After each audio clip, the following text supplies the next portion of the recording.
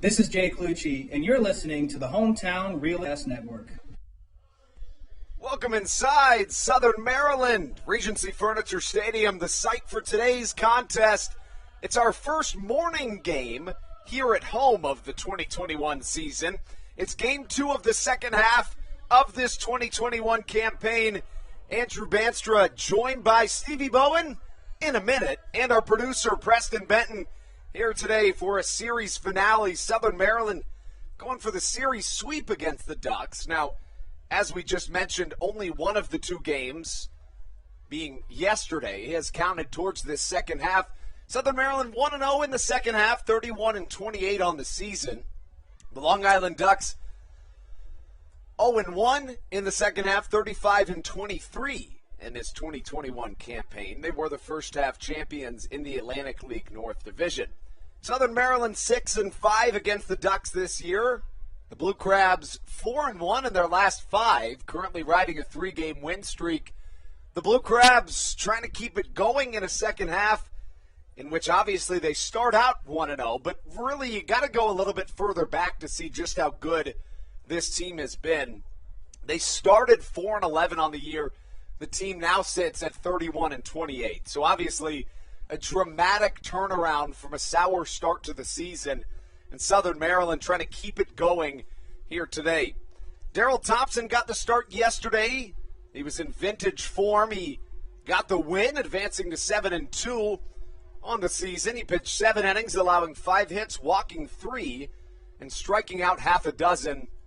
Thompson really is the litmus test for what is expected of the rest of the Atlantic League now that the mound has moved back. Of course, if you missed it, per the Atlantic League MLB rule changes and the experimental playing rules in this 2021 season, the pitching rubber moved back 1 foot. It's just for this second half of the season.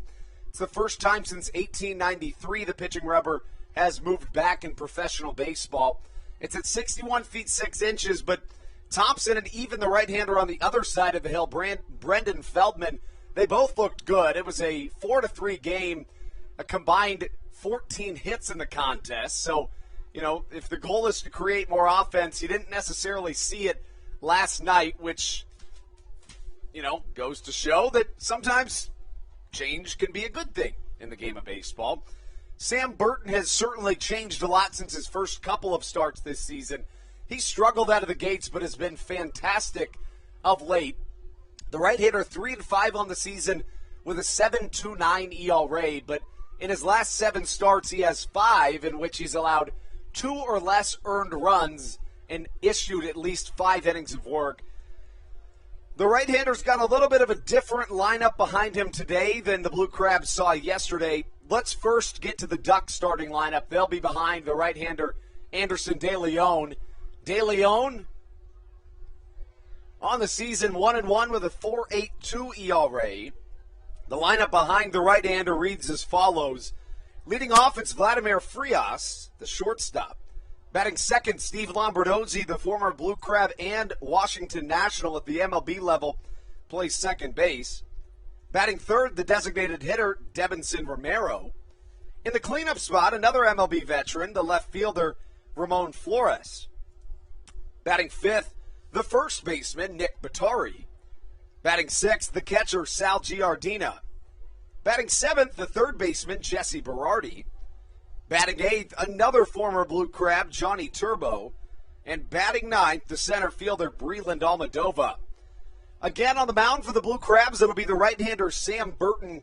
He got the win in his most recent start. He pitched 6 innings of 1-run baseball before allowing 6 runs in the 7th inning. Make that the 8th inning, I should say. He goes 7 1/3, allowing 7 earned, 6 hits, 5 walks, 2 strikeouts for the right-hander. That was back on July the 30th in a game that Southern Maryland absolutely dominated in. The Blue Crabs won that game by a score of 18-7. That's the most runs that they put up all season long, in addition to their most hits at the time. The Blue Crabs in the series finale against the Barnstormers won 16-0 and tied that 21-hit mark.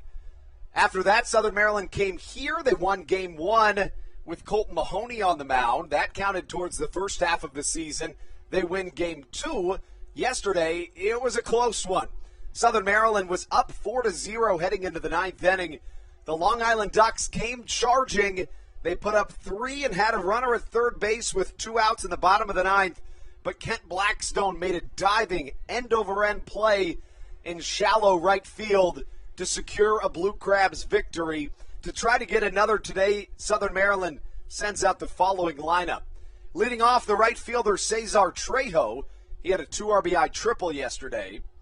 Batting second, the second baseman, Kent Blackstone. Batting third, the center fielder, Ruby Silva. In the cleanup spot, the designated hitter, Zach Collier. Batting fifth, the first baseman, Alex Crosby. Batting sixth, the third baseman, Josh McAdams. Batting seventh, the left fielder, Jake Lucci. Batting eighth, the shortstop, Michael Baca. And batting ninth, the catcher, Jake Marshall. Now, something that Steve and I failed to mention yesterday, and it wasn't by accident, that Southern Maryland had an incredible streak going. We didn't want to jinx it, and by the time the 9th rolled around, things were getting a little hectic, so we did not get around to mentioning it. But Southern Maryland's pitching staff has been unbelievably good, really all season, but especially of late. The Blue Crabs had back-to-back shutouts from their pitching staff in the 2 games leading into last night's contest. Before Southern Maryland tossed 8 scoreless innings, they allowed a couple in the 9th, but Southern Maryland's scoreless inning streak ended at 26 2/3 innings, which is remarkable. The Blue Crabs are on track to at least match the Atlantic League shutout record set by the Long Island Ducks pitching staff back in 2019 with 14 on the season. Southern Maryland currently has 7 shutouts on the year, 3 of them against the Long Island Ducks. You know, the Ducks have had a really good year. They're 35-23, but the Blue Crabs have had Long Island's number.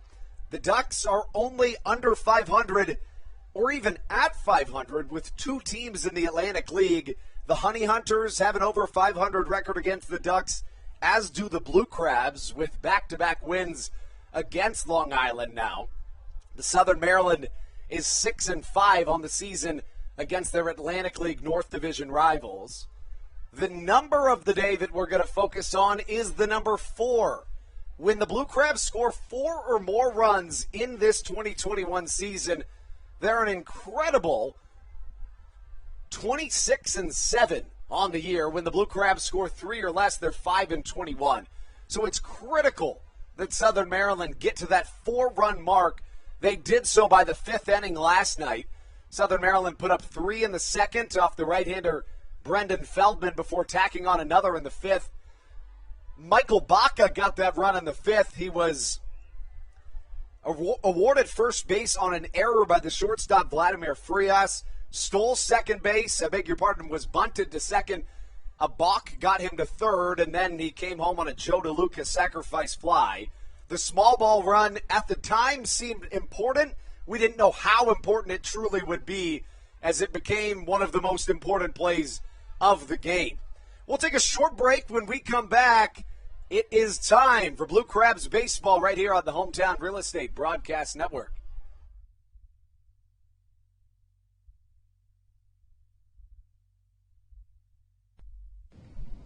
This is Josh McAdams, and you're listening to the Hometown Real Estate Broadcast Network. Did you know that the Washington, D.C. metro area is the 5th most expensive place to live in the entire United States of America? Sometimes finding affordable housing in this area can feel impossible. If you're struggling to find affordable housing, look no further than the Villages of St. Charles by Ross Properties. You can visit them online at villagesatstcharles.com for more information today.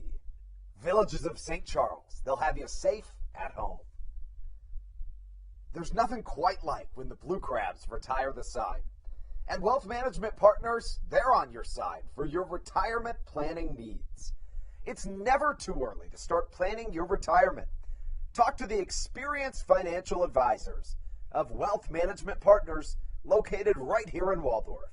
Call them today at 301-885-0955.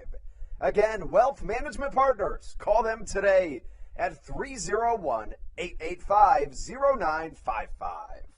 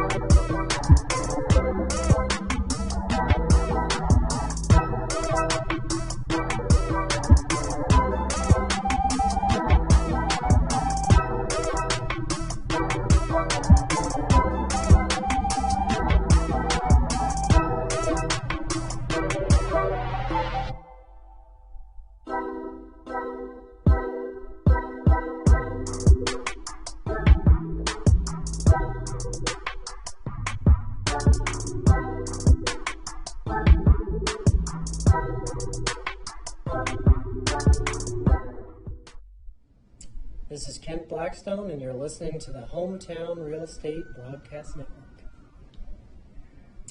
Welcome back inside Regency Furniture Stadium. Andrew Banstra in a moment, joined by Stevie Bowen and our producer Preston Benton. Now, the reason that we had a little bit of a longer break right there is because our very own Stevie Bowen was singing the national anthem here today. We'll let him talk about all of that, but honestly, folks, it was a magnificent performance of the national anthem. I didn't know what to expect, to be quite frank. I knew Stevie had a lot of singing experience, but I just know from my own personal background, if I tried to sing that song, Preston and I were talking about that before, I would have not only embarrassed myself, but also just probably gotten booed off the field. So Steve did absolutely exponentially better than I could have ever imagined to. So really happy for Steve. That was a lot of fun to watch. As we welcome you into the top of the first inning here in Southern Maryland, Vladimir Frias to lead us off. Frias, the right-handed hitting shortstop, finds himself up to the plate trying to get things going. Yesterday, he went 1 for 4. He did have a pair of RBIs. He's currently riding an 11-game hit streak and jams one to the right side on the very first pitch of the game. It is out of here. See you later. A solo home run from Vladimir Frias to lead us off. And that is very different from what we saw in the majority of this series to this point. Again, the Ducks did not score a run in their first 17 innings of offense in this series. They scored 3 in the top of the ninth last night. Southern Maryland was able to cling on as Matt Latos picked up his 12th save in his many tries. But Vladimir Frias with a solo shot on the first pitch of the game. It's his 4th home run of the year.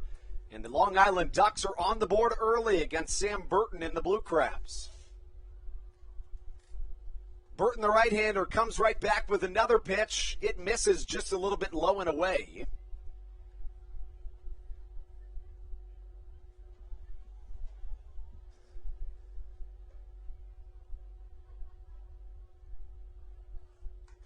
Next pitch does the same. The count 2-0 to Steve Lombardozzi. Lombardozzi hitting .315 on the season. Burton's 2-0 misses. Of course, Burton, like the pitchers yesterday, whether it be Thompson, Feldman, or the rest, is pitching from a different distance than he ever has in his life, to be quite frank here today.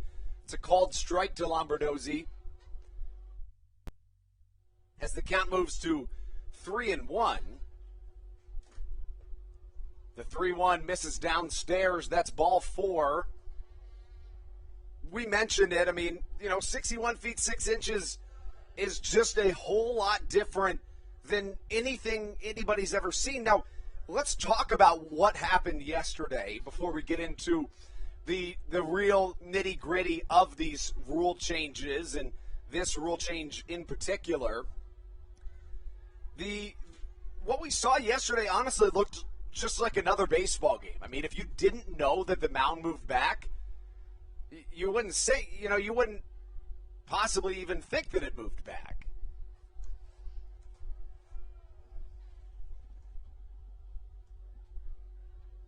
Of course, we talk about these rule changes after just 7 runs scored yesterday. Davidson Romero up to the plate, and he hits one foul, 0-1 the count. So, per the MLB's press release regarding the mound moving back, moving the rubber back make that 12 inches to 61 feet 6 inches, is supposed to provide batters with more time to react to pitches. The expectation would be that the more reaction time theoretically would help batters make contact more frequently, putting more balls into play and creating more action in the game. The reaction time on a 93.3 mile an hour fastball, which was the average velocity in the MLB in 2020, thrown up from 61 feet 6 inches, is relatively equivalent to about 2 miles an hour slower than that. The last time there was a change in distance in professional baseball was in 1893. At that time, they moved the mound back 5 feet from 55 feet and 6 inches to 60 feet 6 inches. After that season, the league batting average went from 245 to 280, and the strikeout percentage dropped about 5 points as Sam Burton walks another batter. That's back-to-back Long Island Ducks that get aboard via the free pass after the leadoff home run, and the right-hander Sam Burton struggling to find his groove either.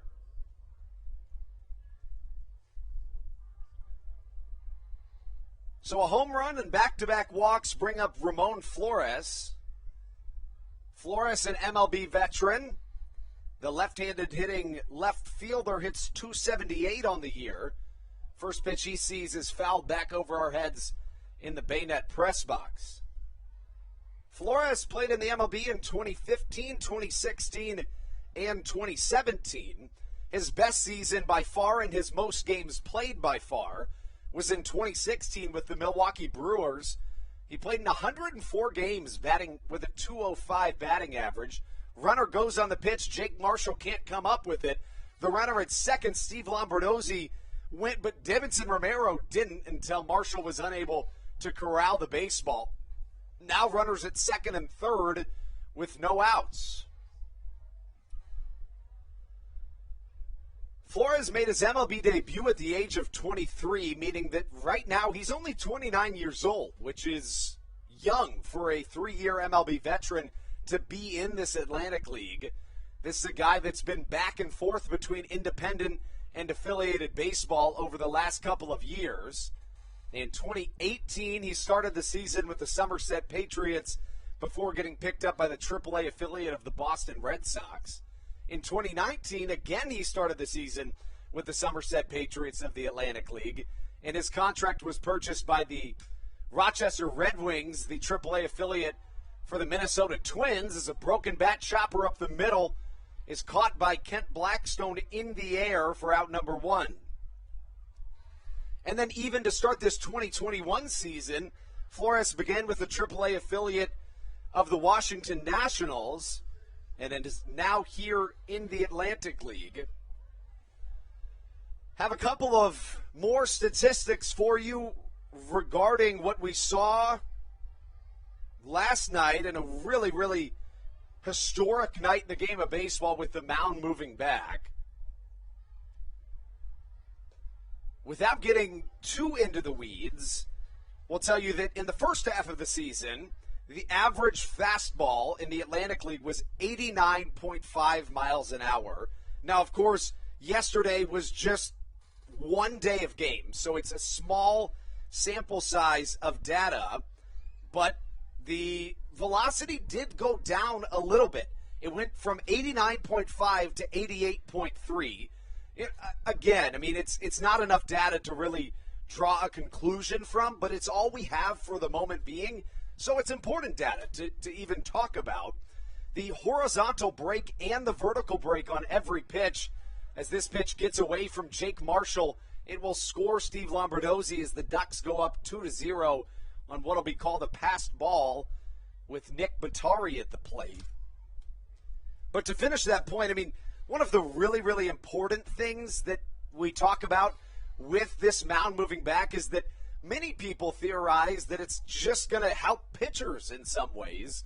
Pitchers like Sam Burton in particular, a guy that finds himself not going to blow you away with velocity, a lot of movement on his sinkers and things of that nature. So theoretically, a longer distance would give him more break on his pitches and help him be more successful.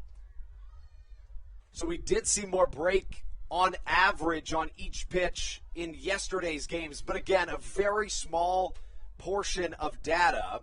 All of that data thanks to Robert Pimpsner. He is the reporter that's going to cover Staten Island's new Atlantic League team as Nick Batari singles up the middle, giving the Long Island Ducks a 3-0 lead here early. They do have a 3-0 lead, but interestingly, that's just the second hit for the Ducks. And now we welcome Stevie Bowen into the booth. Steve, we were talking about it. I mean, I know you were. Of course we were. We were talking about it, of course, on the air. That I mean, Preston and I were saying that not only, I won't speak for Preston, although I think he agreed with me, as a long shot to the right side is hit. Back goes the right fielder, Cesar Trejo. It drops on the warning track. Trejo gets into the cutoff man, and that's going to be a double that'll put two in scoring position from Sal Giardina. But we were talking about it, Steve. Not only would I forget all of the words if I was up there, but I would also do so poorly that I would get booed off the field. No, so I'm not going to lie. Right before I sang Rockets Red Glare, I had a minor freak out because I thought I forgot a verse. Like, I was like, I don't know why. I did it fine. I remember the words. But for some reason, I really thought I forgot the words, and I thought I was going to get booed out there. But, hey, it worked out. You did a fantastic job. You really did. Thank you. It was an awesome.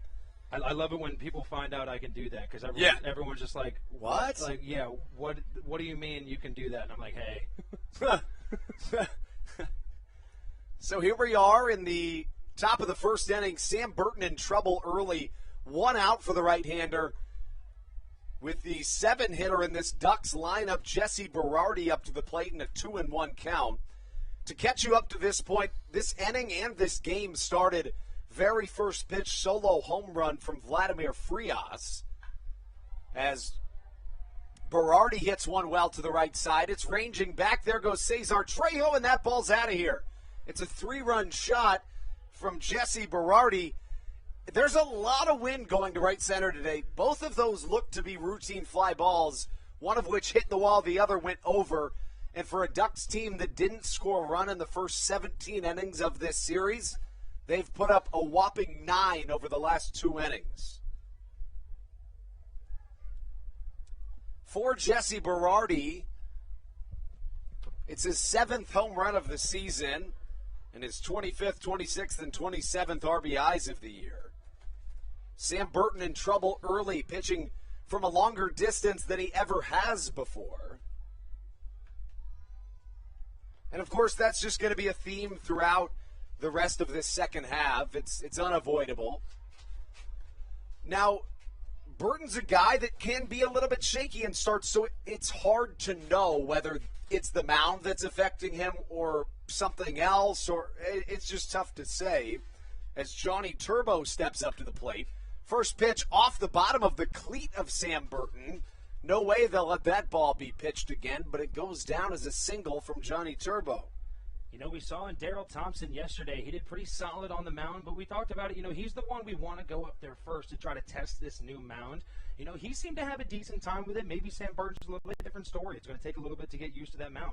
So what do you even say if you're Daryl Thompson? You know, at this point, I think you're going out to your starting pitcher and you're just looking to get out of the inning. Right now, Long Island, they're showing up like they have all season. They have Sam Burton's number in the back pocket. It seems to be that way so far this game, and I think you're just going out there and trying to calm them down. Burton trying to find a rhythm after really struggling here early. He got the win in his most recent start, but he did allow 7 runs, all of them earned in 7 1/3 innings against the Lancaster Barnstormers. Thompson going to give a couple of words of wisdom to his right-handed starting pitcher, who now faces the 9 batter in this Long Island Ducks lineup in the form of Breland Almadova. We've seen a lot of low-scoring, fast-paced games so far in this series, Steve. How about a 6 spot from the Long Island Ducks in the top of the first? That 6 spot, we said it earlier. This is what this offense is known to do before, especially in that first half of the season, which propelled them to get that first half championship. This offense knows how to work, and when they're on, they're on. Here on August 5th, the only home game of the season that's in the morning here at 11:05 a.m. Runner goes on the pitch. Turbo trying to swipe second. The throw offline as Turbo gets into second, feet first. Stolen base from Johnny Turbo.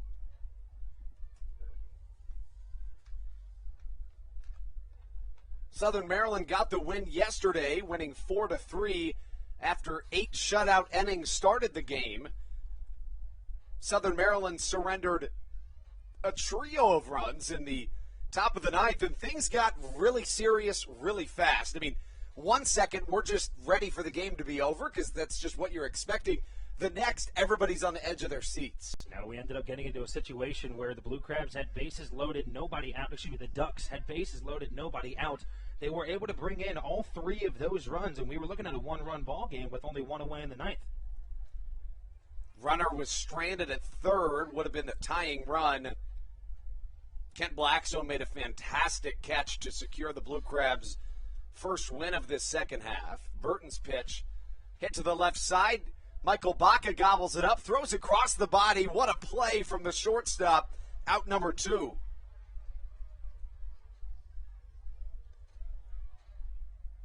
And here comes Vladimir Frias, who, of course, led off this game with a solo home run.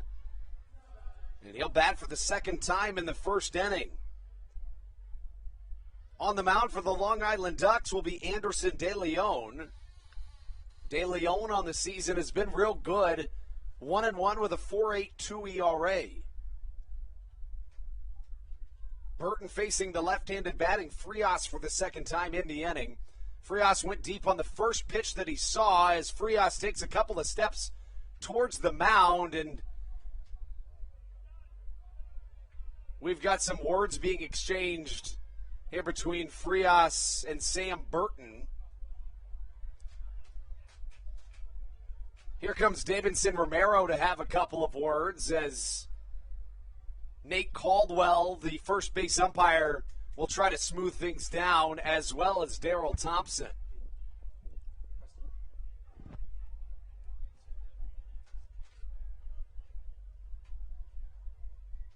Here comes Wally Backman to join the conversation. Darryl Thompson in there as well. It appears at this point that Frias is trying to take out any anger that he might have on the first base umpire. And, of course, the last thing you ever want to see in a game is this, for lack of a better word. But to be honest with you, especially on camp day where the stadium is full of kids.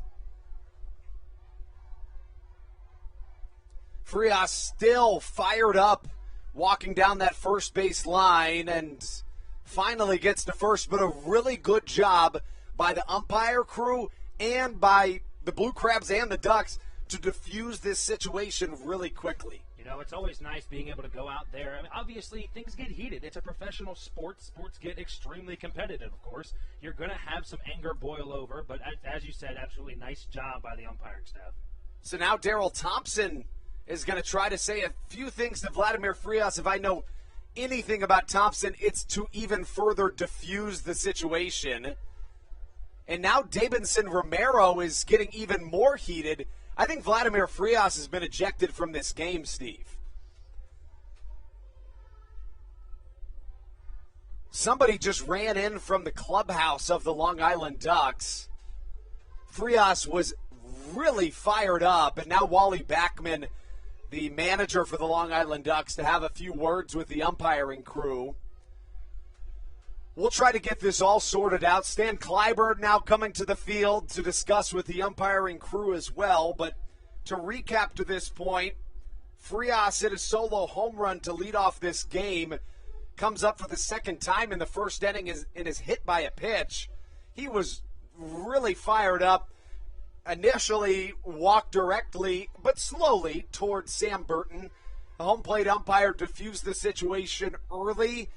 Finally, Frias got down to first, but then Daryl Thompson's generally the peacemaker in any situation, and he knows just about everybody in the Atlantic League. So he tried to diffuse it even more, but certainly a lot of words exchanged, and it looks like Frias will indeed be ejected from this game. He's going to take the very slow walk off of this field, as we generally see when somebody gets ejected in one of these games. They take their sweet time getting off this field and making a little bit of a show of it. And you know what? I mean, give them their money's worth, right? Exactly. You see it all the time. If you're going to get tossed from a game, then make it worth it. Put on a show for some people, Frias taking his sweet time getting off the field. So he will exit the game 1-for-1 with a solo home run and being hit by a pitch. And, we've seen slower walks off the field, but Frias taking his time for sure. Again, give the people their money's worth. Daniel Fields is escorting Vladimir Frias off the field, as he's still really fired up out there. Fields is just trying to get him off the field to play. And a long pause in action here in Southern Maryland.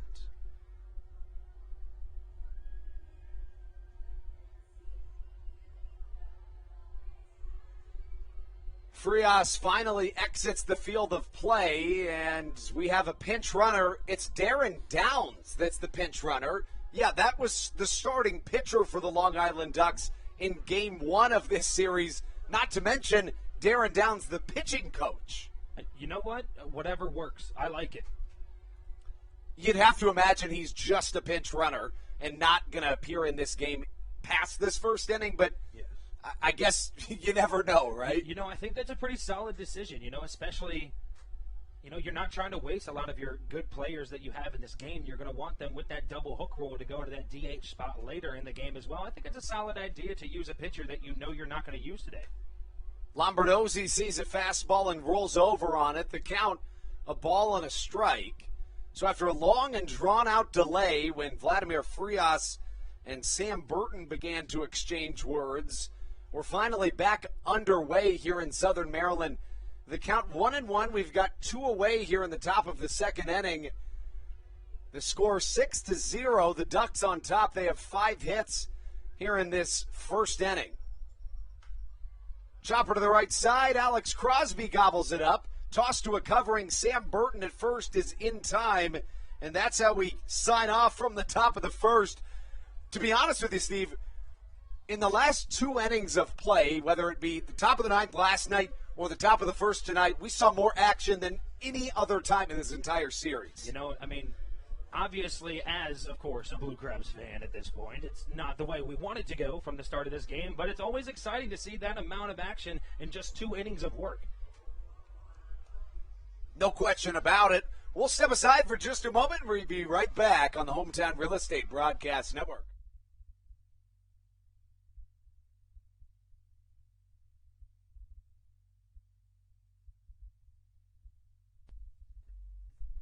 Hey Blue Crabs fans, make sure to visit the All-American Steakhouse and Sports Theater at 35 St. Patrick's Drive, right here in Waldorf, for some great food with great friends.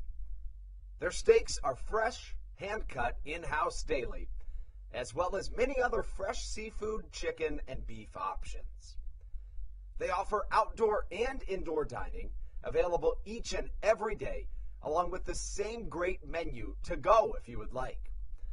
Please visit them online at www.theallamericansteakhouse.com.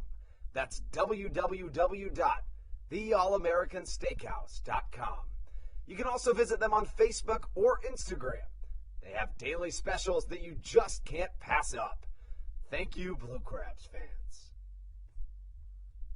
All Pawn is Southern Maryland's premier pawn shop and is the official pawn shop of the Southern Maryland Blue Crabs. Stop by and say hello today.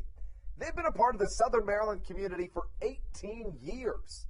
If you need some cash to hold you over, or if you're just doing some spring cleaning and want to clear some stuff out, please bring it by All Pawn and let them make you an offer. If you have broken jewelry or some that you just don't want anymore, please bring it by and they'll pay you more than anyone in the Tri-County area.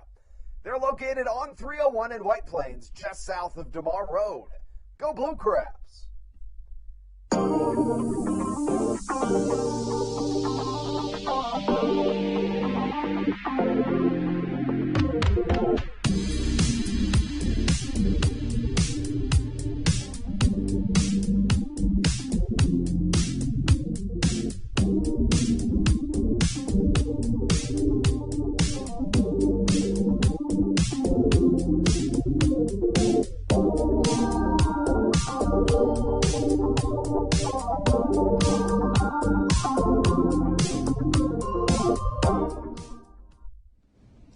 This is Patrick Baker, and you're listening to the Hometown Real Estate Broadcast Network.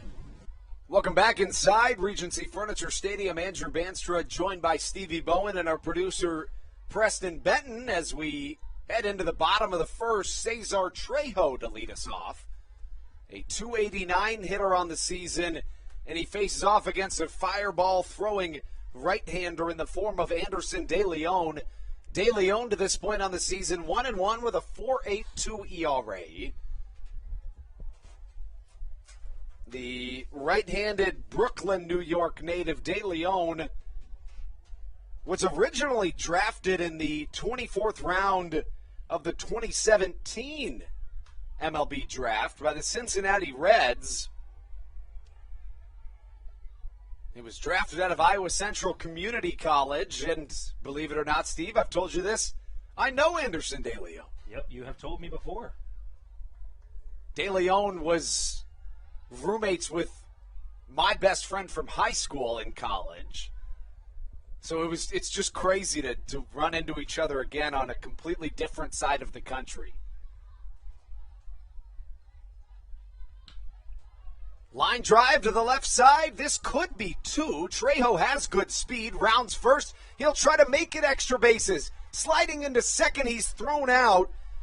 And I like the aggression, but Steve, what do you think? You know, I think at this point I like the aggression as well, but you're already down 6-0, and you just started your first at-bat of this game. I think you have a lot of time to try to continue and try to work away at that lead. I don't know if that much aggression is really what you need right now. He bailed out Anderson De Leon, who allowed the leadoff single, and now Kent Blackstone comes to the plate. As for Blackstone, he went 1 for 4 with a double yesterday. He has hits in 6 of his last 7 games played and takes a called ball number 1. So let's get you updated with the defensive changes that we've seen to this point. Now, as we mentioned, Darren Downs came into this game as a pinch runner. From what I can see, that's the only defensive change. There has to be more than that, though. I'm still trying to work them all out. You know, I think defensively, I mean, they moved people around, but for the most part, I think in their lineup, everything has stayed the same except for that DH position, who was Romero, is just now at third. Now Lombard, he's over at second. Yeah, I think the lineup stays the same except for now Davidson Romero is no longer the DH. He's the third baseman. Got it. And then Berardi moves over to second base, correct? Yep, and then, from third. Yep, the second baseman, Lombardozzi, goes over to shortstop. And now, I think that's it. And now they just have a new DH coming in. So there you go. I mean, you get the double hook rule there. Now, you'd have to imagine De Leon hits in his own spot from this point on. Yes, I would think so as well. Still working through these Atlantic League rule changes. Kent Blackstone up to the plate. The left-handed hitting second baseman sees a 2-1 count. Chopper up the middle, past De Leon's glove. Steve Lombardozzi off balance. Throws to the first baseman, Batari, for out number 2. That brings up Ruby Silva. Silva 1 for 4 yesterday. 2 for 8 in the series. Currently riding a 5-game hit streak. In fact, Steve, he has hits in 17 of his 19 games since joining the Blue Crabs. You know, I mean, we can't talk about him enough on the broadcast. We honestly should probably stop talking about him so much for how much we do, but this guy's just a monster at the plate. First pitch swing, and he grounds out to the first baseman, Batari, and that's how we end the first inning of action. The score 6-0, Ducks on top. We'll take you into the second on the Hometown Real Estate Broadcast Network. This is Jay Clucci, and you're listening to the Hometown Real Estate Broadcast Network. Dyson Building Center is one of the oldest family-owned and operated hardware, lumber, and building supply stores in Southern Maryland. They are located in St. Mary's County on Route 5 in Great Mills. Dyson's has an expansive and diverse inventory to help you with all of your home improvement and project needs. Whether you're new to the world of DIY, a tried and true DIY professional, or somewhere in between, the friendly and experienced staff at Dyson Building Center is ready and willing to help you today. In February of 2020, Regency Furniture Stadium and the Southern Maryland Blue Crabs were given what we view as an honor, being named the 4th mass vaccination site in the state of Maryland. Here's a message from Regency Furniture about the honor that it has been and still is to be one of Maryland's mass vaccination sites, getting our community back to safety.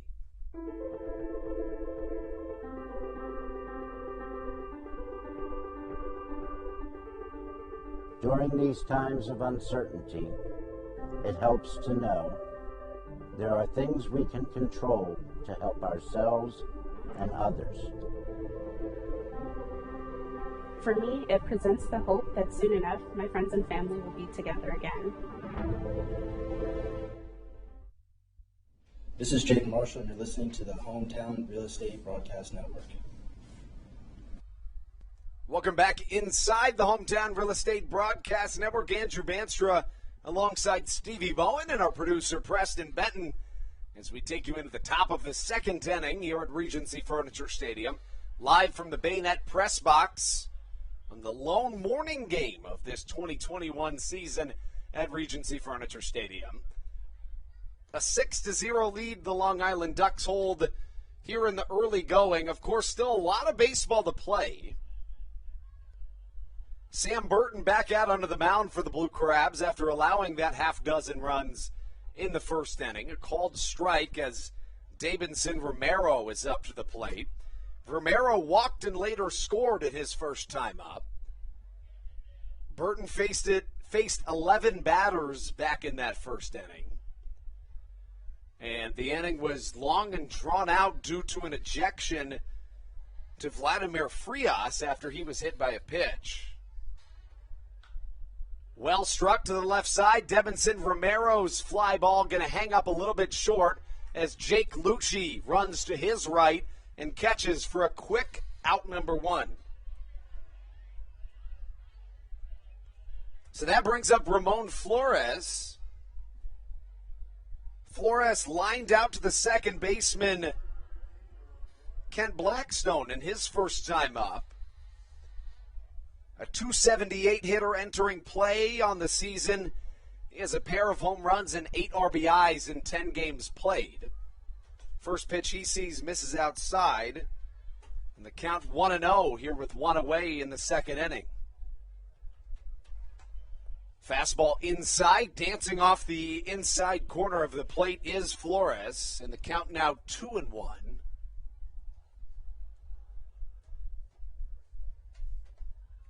The pitch from Burton just a touch outside. Ramon Flores steps back into the batter's box.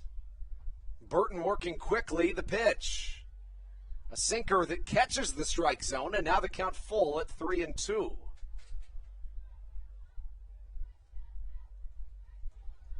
Burton's pitch inside, and it misses for ball number 4. A 7-pitch walk, make that 6 to Ramon Flores. As for Burton, that's his third walk of the day. He walked back-to-back batters in the first inning, both of which scored. And that brings up Nick Batari, who had an RBI single in his first time up. Batari, in his 8th game of the season for this Long Island Ducks squad, and he's been good through his first 8 games, Steve. He's hitting 8 for 16 on the year. Not a bad way to start your your Ducks debut. Yeah, you really can't ask for much more. Batting .500 as soon as you join the team. That's one way to quickly get yourself in that that starting lineup. It's an interesting mix that this Ducks team has because it's basically a bunch of guys with MLB experience and then a couple guys with not as much professional experience, some of them no affiliated experience, but all of them have really proved their ground. I mean, the team did win the Atlantic League North Division first half title, so, I mean, it's not a knock on them by any means. It's just their roster makeup. Batari wears number 26 on the back of his gray and orange jersey.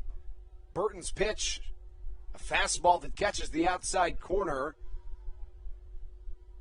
As for Batari, he's in his first season with the Ducks, first season in the Atlantic League. Well struck to the right side, a high fly ball. Cesar Trejo, manning right field, comes over and catches for out number 2, and it looks like Sam Burton is beginning to settle down after a rough first inning. You know, we talked about it earlier. Sometimes that's all you need, especially with the mound moving back a foot. Maybe you just need an inning or 2 to get back into the groove of things. And it looks like Sam Burton's just done that. Sal Giardina now comes to the plate with 1 on and 2 down. He doubled and later scored in his first time up. Burton facing the left-handed hitting Giardina, and the first pitch lined up the middle for a single, making Giardina 2 for 2 through 2 innings of action. So now with 2 on and no outs, Jesse Berardi comes to the plate. Berardi had a 3-run home run in his first time to the plate. It was his 7th home run of the season. It was one of 2 home runs allowed by Burton in the first inning of action. One by Vladimir Frias, who has since been ejected after being hit by a pitch in his second time up to the plate. First pitch from Burton, a sinker trying to work the outer edge to Jesse Berardi, who enters play as a .295 hitter.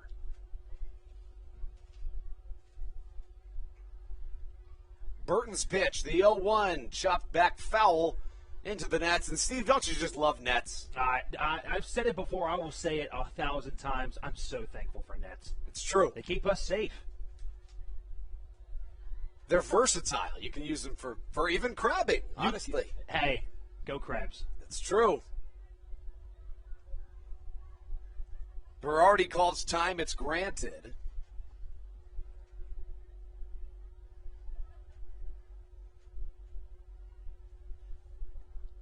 Here comes the pitch from Burton. It's outside and it misses. Now the count, ball and 2 strikes.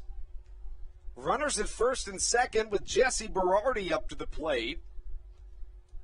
Again, he homered in 3 runs in his first time up to bat.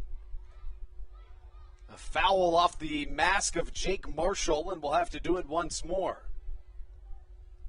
Giving you the defensive alignment for the Blue Crabs from left to right in the outfield, it's Jake Lucci, Ruby Silva, and Cesar Trejo. From left to right in the infield, Josh McAdams, Michael Baca, Kent Blackstone, Alex Crosby. Burton's pitch, hit to the right side. Alex Crosby catches, wins the foot race to first, and tags it himself for out number 3.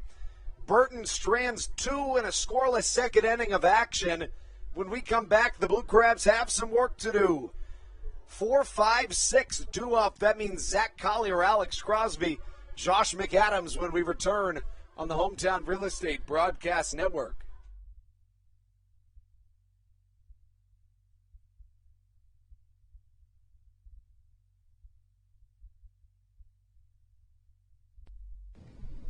This is Josh McAdams, and you're listening to the Hometown Real Estate Broadcast Network. Did you know that the Washington, D.C. metro area is the 5th most expensive place to live in the entire United States of America? Sometimes finding affordable housing in this area can feel impossible. If you're struggling to find affordable housing, look no further than the Villages of St. Charles by Ross Properties. You can visit them online at villagesatstcharles.com for more information today. Villages of St. Charles. They'll have you safe at home. There's nothing quite like when the Blue Crabs retire the side. At Wealth Management Partners, they're on your side for your retirement planning needs. It's never too early to start planning your retirement. Talk to the experienced financial advisors of Wealth Management Partners located right here in Waldorf. Call them today at 301-885-0955. Again, Wealth Management Partners. Call them today at 301-885-0955.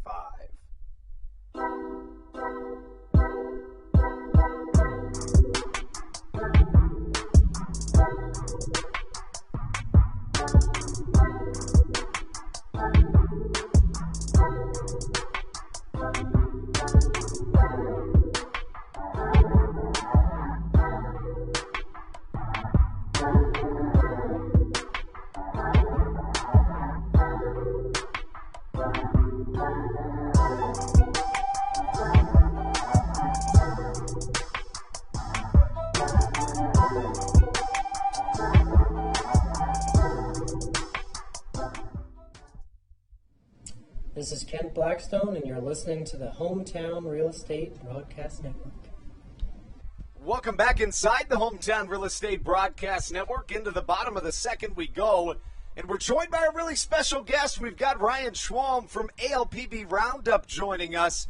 Ryan, this has been a long time coming. I'm really glad that you made it down to Southern Maryland and came up to the broadcast booth to join us. Man, I'm thrilled. This is my first time in a broadcast booth. I mean, I've been in a lot of ill-advised conversations, but this is exciting.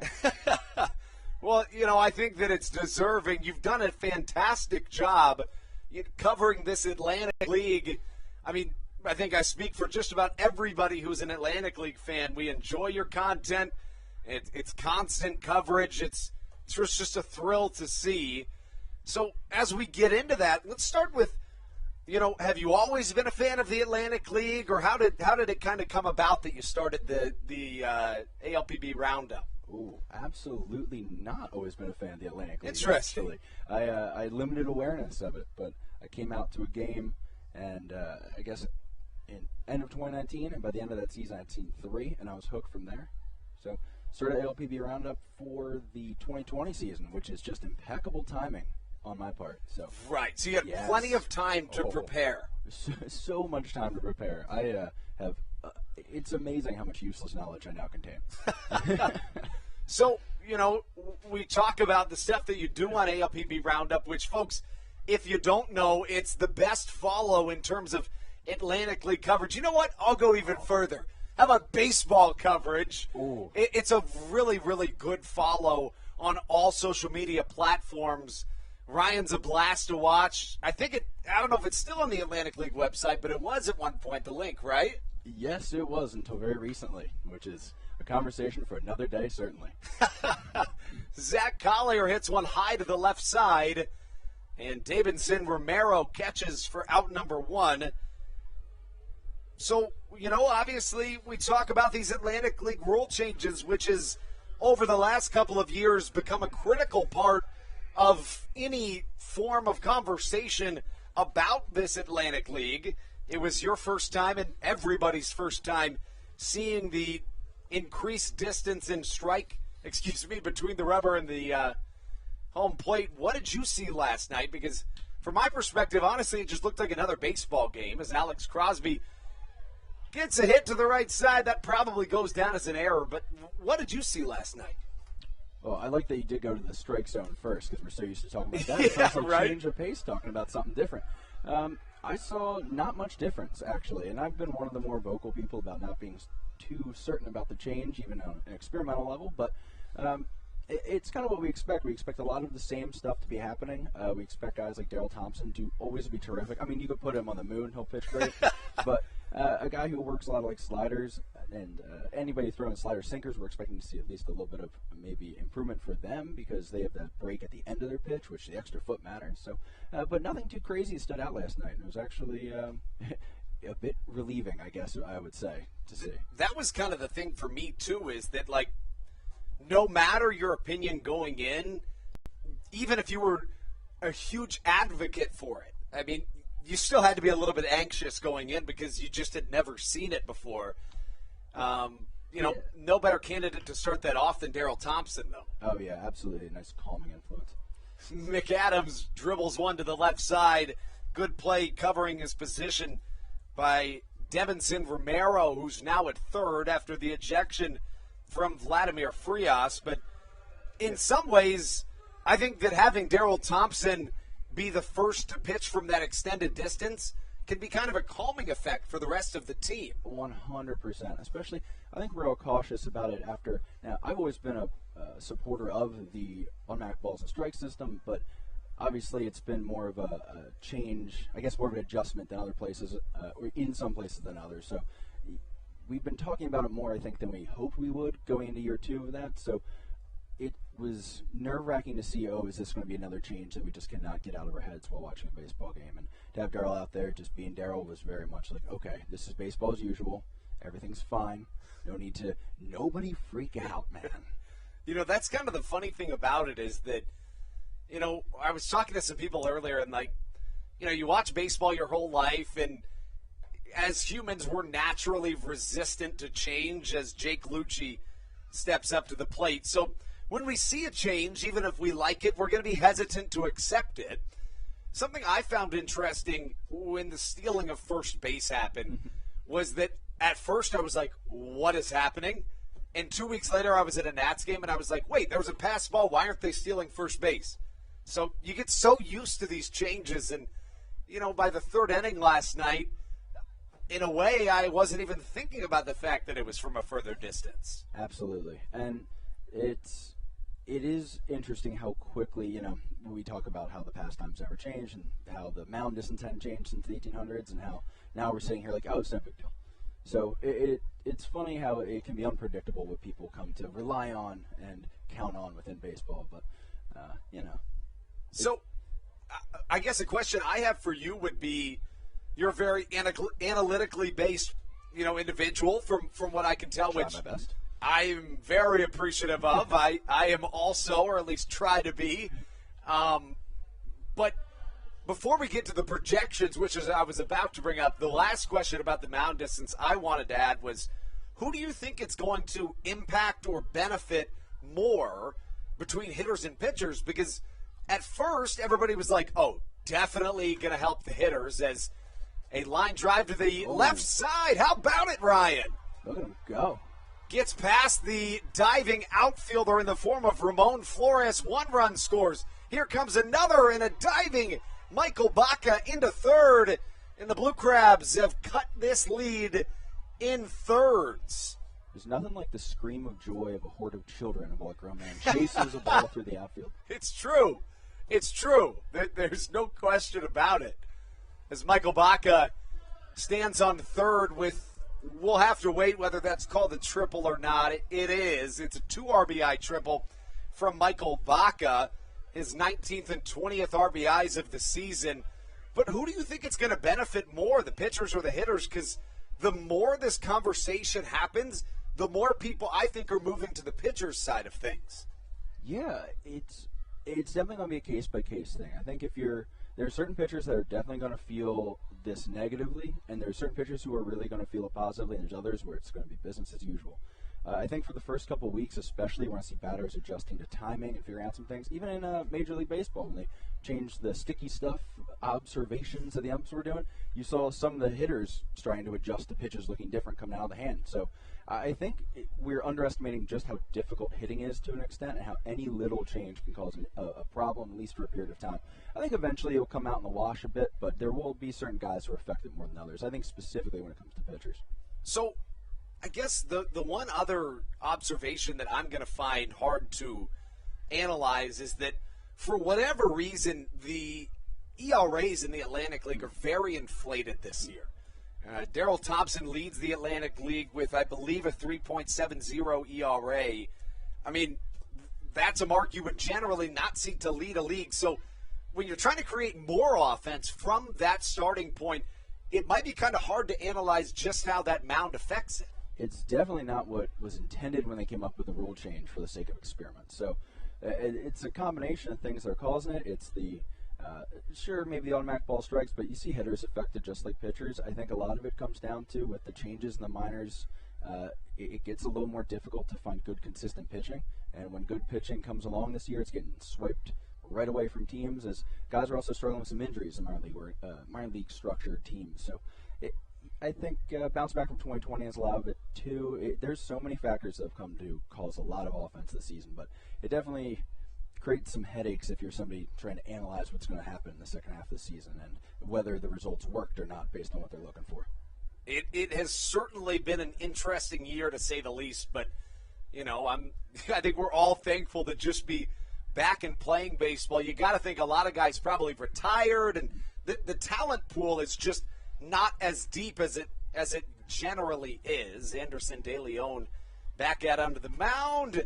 Strike three called to Jake Marshall as the Blue Crabs strand a runner at third after plating a pair in the bottom of the second. Ryan and I will take a short break. We'll have him on for the top of the third as well. We'll be right back on the Hometown Real Estate Broadcast Network. This is Josh Adams, and you're listening to the Hometown Real Estate Broadcast Network. Did you know that the Washington, D.C. metro area is the fifth most expensive place to live in the entire United States of America? Sometimes finding affordable housing in this area can feel impossible. If you're struggling to find affordable housing, look no further than the Villages of St. Charles by Ross Properties. You can visit them online at villagesatstcharles.com for more information today. Villages of St. Charles. They'll have you safe at home. There's nothing quite like when the Blue Crabs retire the side. At Wealth Management Partners, they're on your side for your retirement planning needs. It's never too early to start planning your retirement. Talk to the experienced financial advisors of Wealth Management Partners located right here in Waldorf. Call them today at 301-885-0955. Again, Wealth Management Partners. Call them today at 301-885-0955.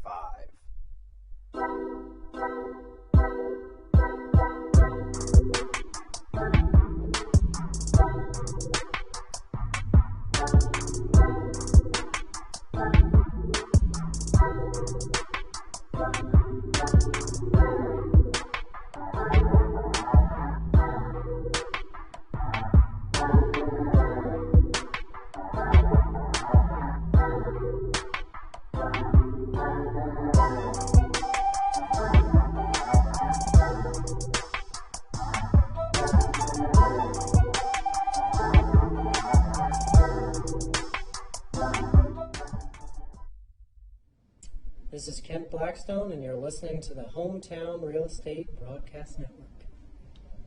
Welcome back inside the Baynet Press Box. Andrew Banstra joined with a special guest. It's Ryan Schwalm from ALPB Roundup. You know, one thing that we may not have covered right off the jump is Michael Baca makes a play in the 5.5 hole. Didn't quite get there with the speed of Johnny Turbo, but it goes down as a single. What I was going to say is, I guess where we should have started is if somebody's out there and they've never heard of ALPB Roundup, which is preposterous, may I say. Simply preposterous. It is. Yeah. What would you tell them? What is your media outlet, website, social media, what have you? Who are you as a brand? Oh, it's a series of linked together mistakes that lead just one after the other. I thought the idea of a website following this league would be fun after I fell in love with it in 2019. And then by the time 2021 came around, I was kind of bored of just doing text posts and all that, and had a career change. And I went, you know what? Videos will work a lot better. So now we're mostly YouTube and Instagram with the website just hosting videos and some stats and data analysis. And we just want to take a dive. I guess if I were to describe it in one sort of sentence, is we are passionate about the fact that every guy in this league should have a spotlight on them at some point. And we love this league. We love the players in it, and any opportunity, we want to be the hype man for these guys.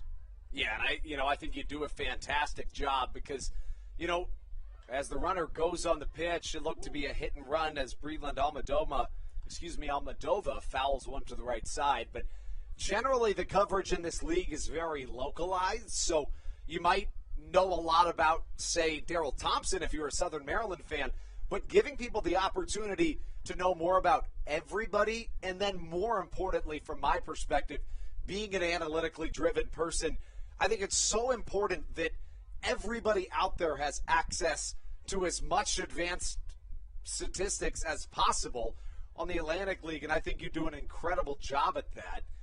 Speaking of that, you have all these models that I love. I've always wanted to ask you, do you kind of create those algorithms yourself, or how have you kind of come up with these models, because they're so cool?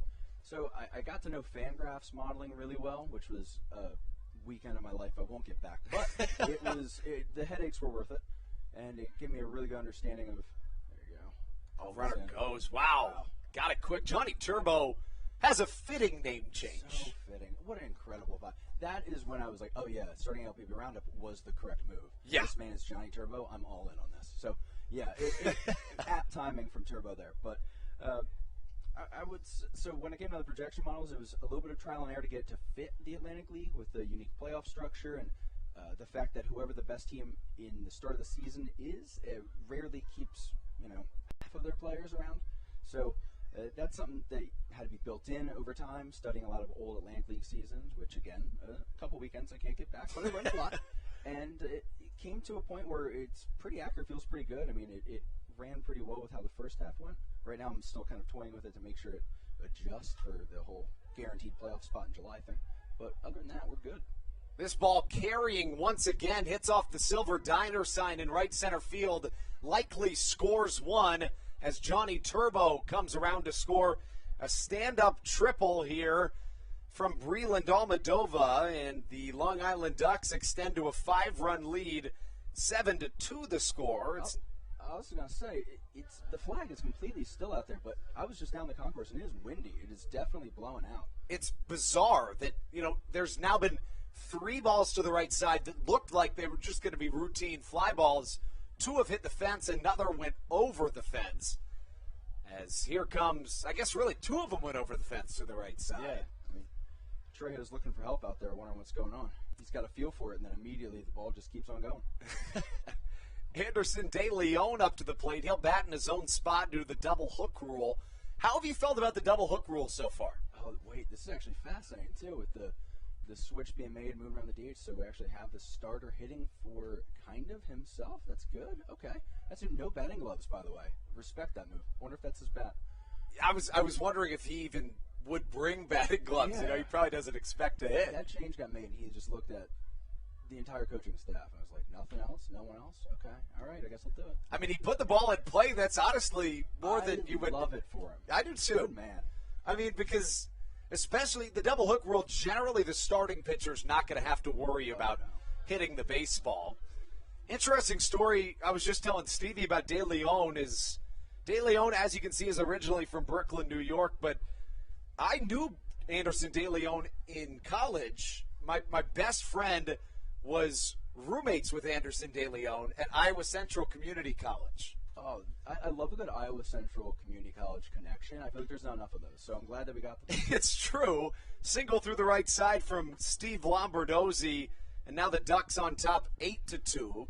You know who else went to Iowa Central Community College? Enlighten me. John Bones Jones. No, really? It's true. Yeah, that was like my second or third guess.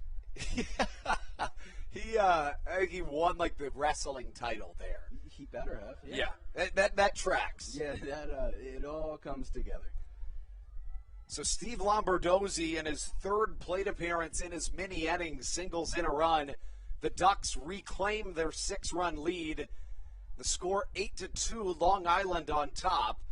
Now, Here's a question for you regarding Long Island. Do you say on Long Island or in Long Island?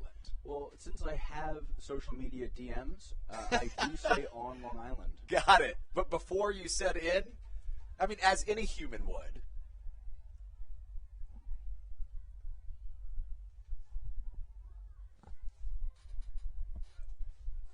I mean, I think anybody would naturally just say in Waldorf or in Long Island, but I mean, you know, it is quite confusing, I would argue. Yeah, and when it comes back, like, I don't say on Hawaii, I don't think. Right, and that's an island. Yeah. It's a good, you raise a very good point. Will this apply to Staten Island? That's the other thing you need to know.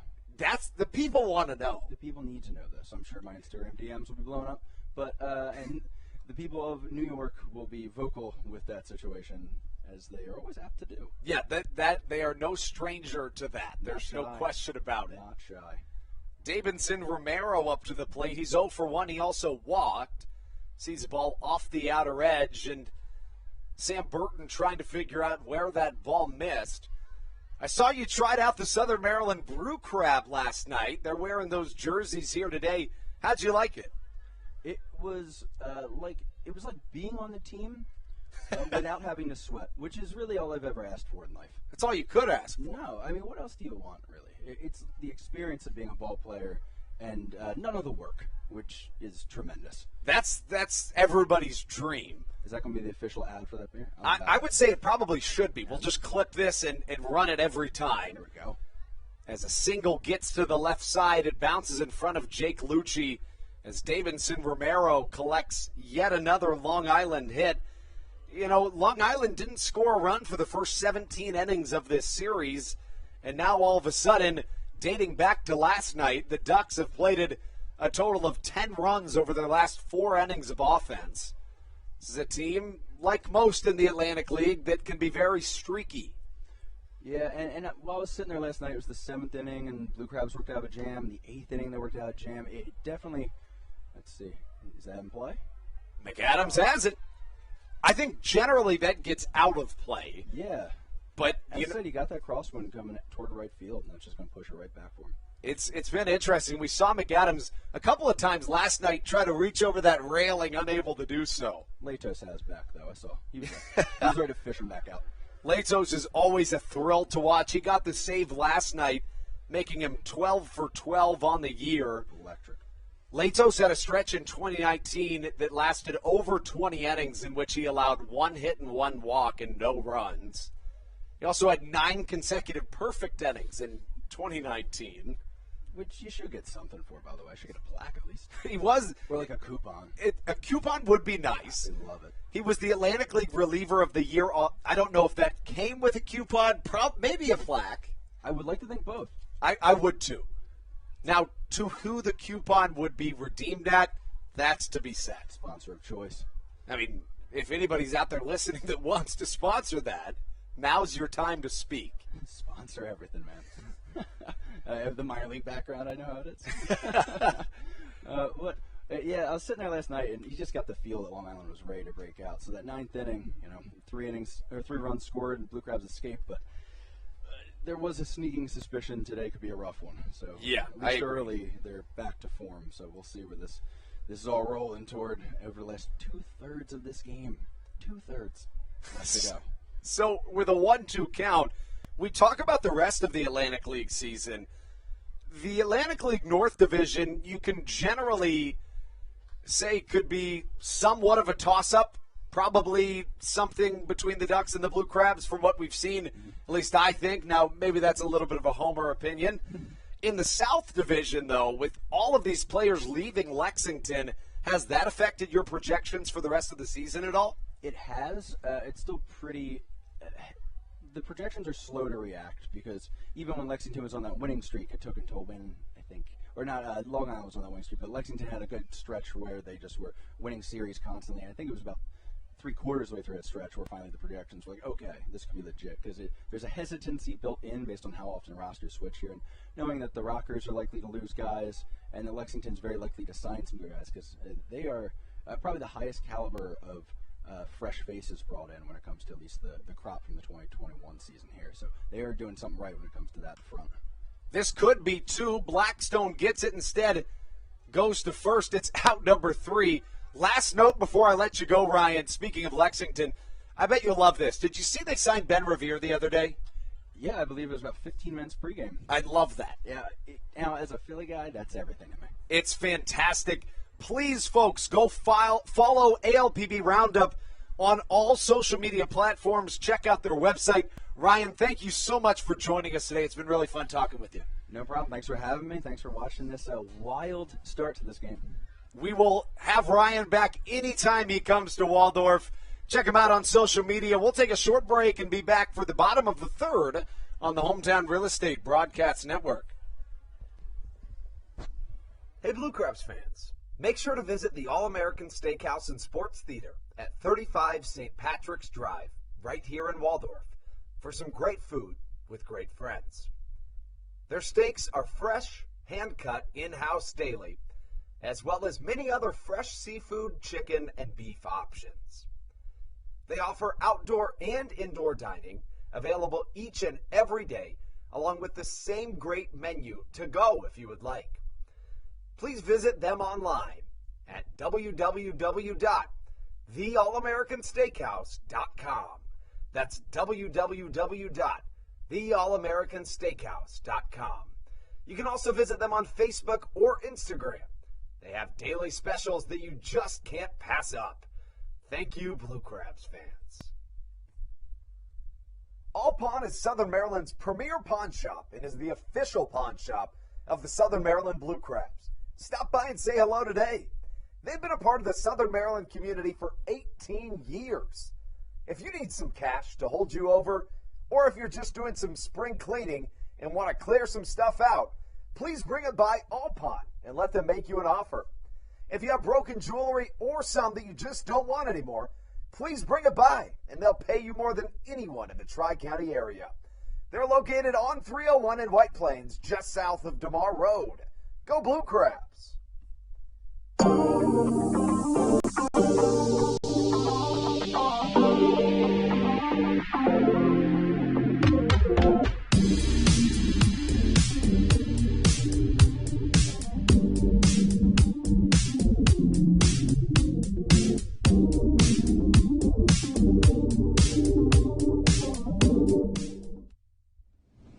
This is Patrick Baker, and you're listening to the Hometown Real Estate Broadcast Network. Welcome back inside the Hometown Real Estate Broadcast Network. We take you into the bottom of the third inning. Cesar Trejo will lead us off. Southern Maryland cut into the Ducks' lead with a 2-run RBI triple from Michael Baca back in the bottom of the second. But the Ducks came right back and secured their 6-run lead. The score 8-2 as the top of the Southern Maryland order comes to the plate. It's Cesar Trejo that leads us off. He singled through the left side in his first time up to the plate, but when trying to advance to second, found himself being thrown out, trying to get a single into a double. Really fun to be joined by Ryan from ALPB Roundup. I'm a big fan of all of his work and all the stuff he does for the league. De Leon awaiting for his pitch. Here it comes. The two-seamer, a called strike 3 to Cesar Trejo for out number 1 here in this bottom of the third. That brings up Kent Blackstone. Blackstone grounded out to his counterpart middle infielder. Last time up it was to the shortstop Vladimir Frias. First pitch from De Leon, another two-seamer. He's going to it early and often.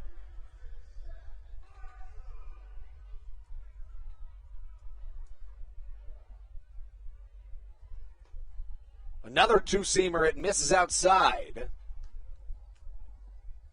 The count 2 balls, no strikes. 1 down, nobody on here in this bottom of the third. The pitch from De Leon, it's going to be a called ball.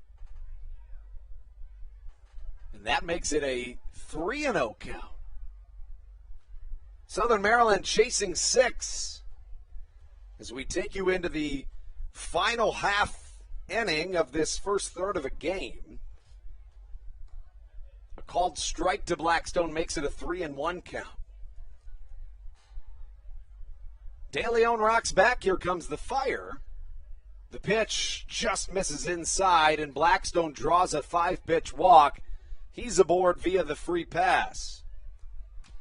Just the second walk issued by the right-handed Brooklyn, New York native Anderson De Leon. And that brings up Ruby Silva. Silva 0 for 1 today. He is 2 for 9 in the series. He went 1 for 4 in each of the first 2 games of this homestand. Southern Maryland with a relatively short homestand, the shortest of the year in terms of total hours combined. Less than 72 hours to get this series completed. Of course, it started on Tuesday evening, and now with our earliest home game of the year here at 11:05, it'll be the shortest. Ruby Silva singles through the left side, his 3rd hit of the series, and that brings up Zach Collier. And Southern Maryland's offense looks alive as we continue into this ball game.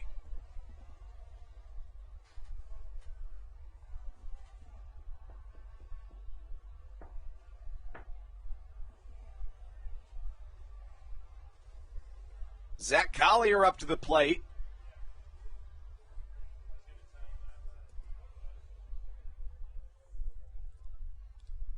De Leon with runners at first and second.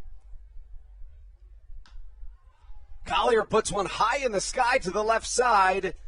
In comes the left fielder Flores, but instead the shortstop Steve Lombardozzi goes back and gets it himself for out number 2. And that brings up Alex Crosby, whose bat has been scorching hot here to start this series. As for Alex Crosby, he's 5 for 7 so far in this 3-game set in Southern Maryland.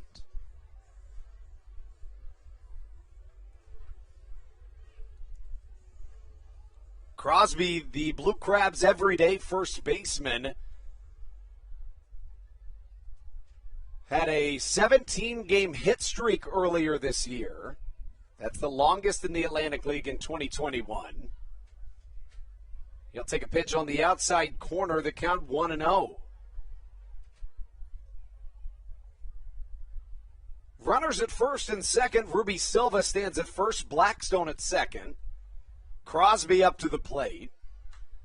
Line drive up the middle. It gets through. Blackstone rounds third. He'll score easily.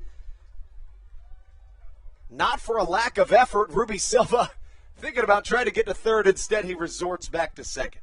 You know, we were really close to seeing an almost fantastic play by Berardi over at second base. That full extension. It was a nice job by Crosby able to get that one right up the middle for RBI. Alex Crosby is now 6 for 8. I mean, the dude is on a tear. Josh McAdams entered this homestand on a tear. He had a 3-game home run streak so far in this series for Josh McAdams. He finds himself 1 for 7. De Leon's pitch, well struck to the left side. That ball goes a mile and then some, but well foul. If that ball was just maybe a little bit more out over the plate, I think that one is easily a 2-run home run. Excuse me, a 3-run home run, because Josh McAdams put an absolute charge into that one. So it goes down as a strike, but you have to think it helps the morale of McAdams more than it does De Leon. You know, he's got to feel confident. At that point, all you need to do is just slow down that swing just by a millisecond, and he's going to put good contact on that ball. The count evens at a ball and a strike here for McAdams, who grounded out to his counterpart third baseman in his first time up to the plate. That was back in the second inning. Southern Maryland's offense slowly getting into gear here on an early morning. I mean, it's not easy to wake up first thing in the morning and play a game of baseball. Not at all. Southern Maryland and Long Island combining for 15 hits already today. McAdams gets a little bit under a fastball, sends it to the left side, and it's caught for out number 3. And it appears as though the Blue Crabs runners on base were a little confused, thinking there was not 3 outs, but there indeed is. Trejo struck out looking, and then Collier flew out to the left fielder, Ramon Flores. So that is out number 3. That's how we get through a third of a game and hand things over to Stevie Bowen. We'll do that on the other end of this break, right here on the Hometown Real Estate Broadcast Network.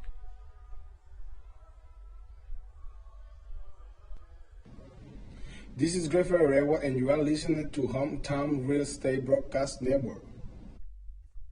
Hey, Blue Crabs fans, make sure to visit the All-American Steakhouse and Sports Theater at 35 St. Patrick's Drive, right here in Waldorf, for some great food with great friends. Their steaks are fresh, hand-cut, in-house daily, as well as many other fresh seafood, chicken, and beef options. They offer outdoor and indoor dining, available each and every day, along with the same great menu to go if you would like. Please visit them online at www.theallamericansteakhouse.com.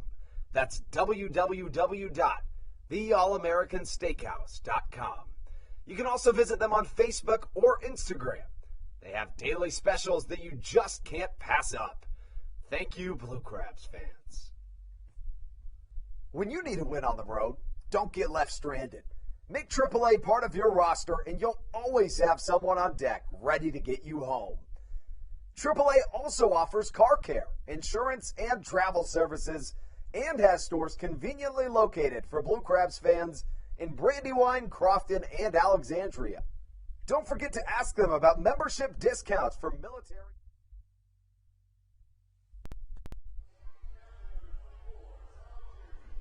Sam Burton back out on the mound for the top half of the 4th inning. 8-2 our score here. 8-3 now.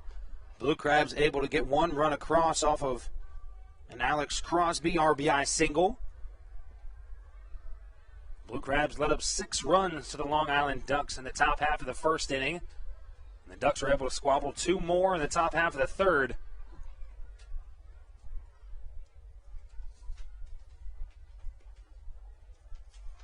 Leading off for the Ducks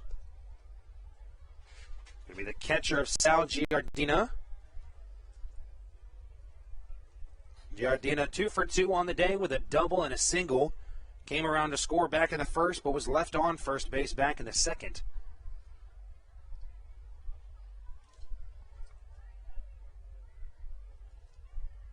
Burton with a 1-1 count on the catcher.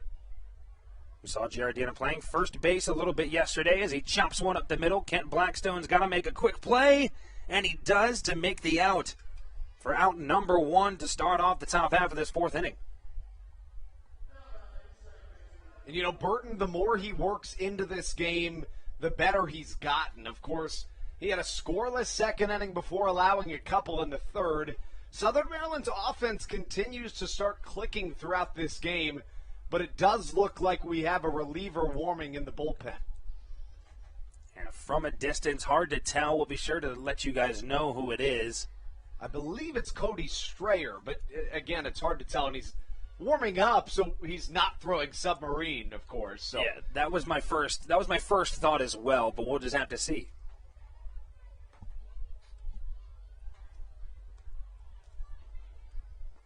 The first pitch to the 3rd baseman, Jesse Berardi. The second pitch evens the count at 1-1. The 1-1 count, big swing from Berardi as the Blue Crabs have a very heavy infield shift. Michael Baca playing just on the right side of that second base bag, and Josh McAdams playing that shortstop position. The 1-2, that ball low and in the dirt. The count runs even at 2 balls and 2 strikes. Berardi had that big 3-run home run back in the 1st inning and then grounded out to Alex Crosby to end the top of the 2nd. As he pops one up behind Jake Marshall, looked like he might have a play, but that one's just going to tail a little bit and get out back behind the backstop here. Still waiting on the first ball of the season to come up into the Bayonet press box. You know, I've been waiting for it. I think Preston would catch it today. No, I'm taking it from Preston. Oh. Preston, I'm letting you know now, if one comes up here and you don't let me try to field it, we're going to have an issue. But Berardi laces a single past the glove of Michael Baca. You know, if they're playing the regular shift, that would have been a tough backhand play for Blackstone. Yet it's a tough glove side play for Baca as he's able to squeak that one through. And it looked like it had a really weird bounce on it. It hit that back lip of the infield, or the outfield grass, I should say. You know, anywhere you play, especially if you're playing on a real grass and dirt field, that lip is going to get you. That brings up Johnny Turbo. He's also 2 for 2 on the day with a pair of singles. A stolen base on his line as well. As he sends one out to center field, Ruby Silva able to track that one down for the second out of the inning. And we have just received word Jesse Berardi's hit is going to go down as an E6, as it looked like it took that weird hop and bounced off the glove of Baca at shortstop. But after letting Berardi on with that E6, Sam Burton gets another out from Johnny Turbo, and that brings up the number 9 batter of Breland Almadova, who's looking at a runner on first with 2 outs. First pitch, the breaking ball way outside the zone. Count moves to 1-0.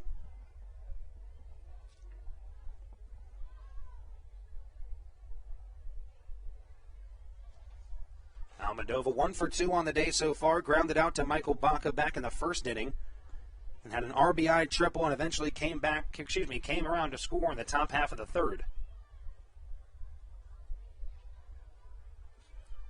He's looking at a 1-1 count. Berardi takes off for second base. Looked like that pitch was a little too far inside. Jake Marshall unable to make a throw. Berardi's in there at second with a stolen base, and now the Ducks have a runner in scoring position. Almadova signed about a third of the way into the first half of the season. Played in most of the games since he's been signed. 24 games played. Did not get the start yesterday. And the 2-0 pitch from Burton, this one just misses outside the zone. The 2-1 pitch misses out of the zone, and the count runs to 3 balls and a strike. High outside fastball, this one also just misses. Almadova's on with a 2-out walk. Ducks have runners on first and second. It's going to be the pitcher once again, Anderson De Leon. We talked about it earlier. I think this is a pretty smart move. You know, he's done a nice job on the mound so far. No reason to take him out of the game. Might as well let him hit in his own spot in the lineup. You know, and as a starter, you probably don't expect to have to hit, especially with the double hook rule. Especially hit multiple at-bats in a game, if anything. Now, De Leon, as a reliever, last time the Ducks were here in town, did actually have to hit due to the double hook rule. Mm-hmm. But again, as a starter, you're really not expecting it.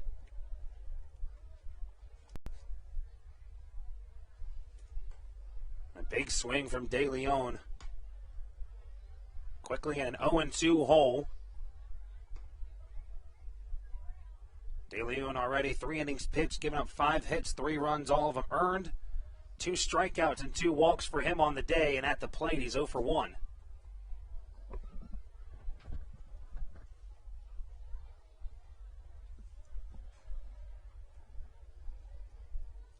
Now an 0-2 count to the pitcher.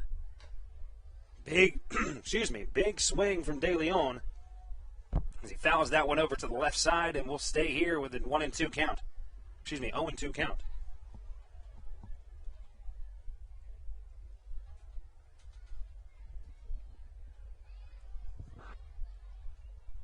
Burton the pitch. Fastball, this one just misses outside of the zone.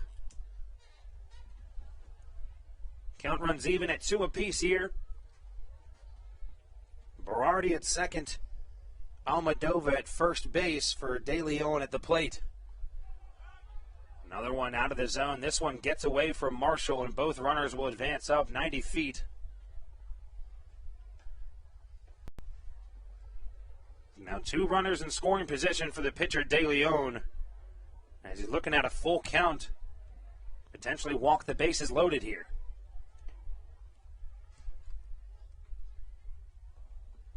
And, of course, the last thing you ever want to do to a counterpart pitcher is give them a free pass. payoff pitch from Burton. Big swing from De Leon, and Sam Burton gets out of a jam as he strikes out the pitcher for the third out of the inning. The Ducks leave two runners in scoring position as we head into the bottom half of the fourth inning. Due up for your Blue Crabs, it's the bottom three: Jake Lucci, Michael Baca, and Jake Marshall. When we return with more action for you guys on the Hometown Real Estate Broadcast Network. This is Carlos Diaz, and you are listening to the Hometown Real Estate Broadcast Network. Good. American Radiology is the clear choice for all of your medical imaging needs. With locations in Charles and Calvert counties, they offer a full range of imaging services. Some of their latest innovations included 3D mammography and wide-open MRIs for our claustrophobic patients. For your convenience, they even offer extended weekday hours and Saturdays. For more information or to schedule an appointment, visit their website at AmericanRadiology.com. The Charles County Department of Health encourages you to get the COVID-19 vaccination today. You can get it all over Southern Maryland or no matter where you are across the United States. Vaccinations are offered right here at Regency Furniture Stadium with no appointment needed. Charles County Department of Health and the Southern Maryland Blue Crabs urge you to take one for the team and get the vaccine. Monkey.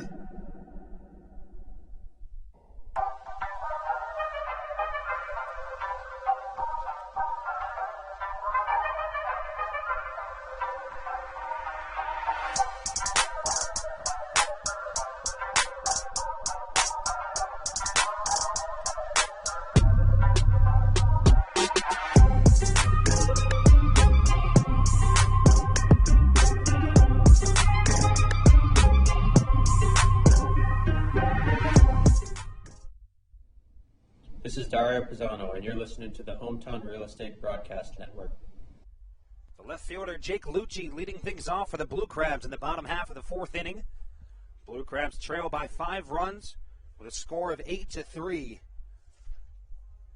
The Ducks had a big first inning of this game where they were able to score 6 runs in the top half of the first. You think if you take that inning away from them, the Blue Crabs are holding a 3-2 lead here. As Jake Lucci looked like he was going to try a drag button situation. As you can see, the third baseman Romero shading pretty far off that third base bag, but he pulls away and lets that one go for ball 1.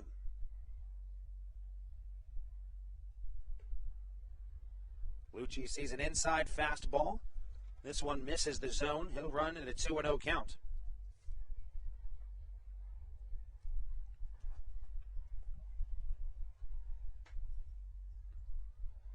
The 2-0 pitch from De Leon. Lucci skies this one over to the left side. That one's going to get foul. At least it looked like it might have had a chance to stay in. As we see some happy campers over on the left side running for the foul ball.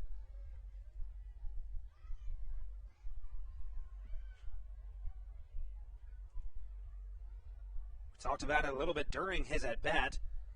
But De Leon's faced 15 batters. He's given up 5 hits. 3 runs, all of them earned, and has 2 strikeouts and 2 walks on his line. And just 3 full innings of innings of work. He's looking at a 2-1 count against the left fielder Lucci. Looked to be a 2-seamer, but that one stayed high and out of the zone, and Lucci looking at a 3-1 count. Lucci reached on a walk back in the second inning and came around to score off the Michael Baca triple. Baca waits on deck.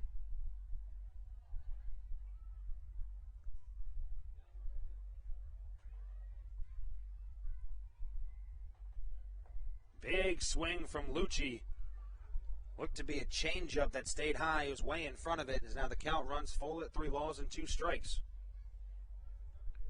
Something we saw a lot from this Blue Crabs lineup yesterday. They did a nice job getting that starting pitcher out of the game as they were able to draw multiple full counts. They drew a lot of walks yesterday, which is pretty big for this Blue Crabs lineup as they had an issue with plate discipline earlier in the season. As Lucci pops that one up high and over to the left side, and Davidson Romero able to gobble that one up for the first out of the inning.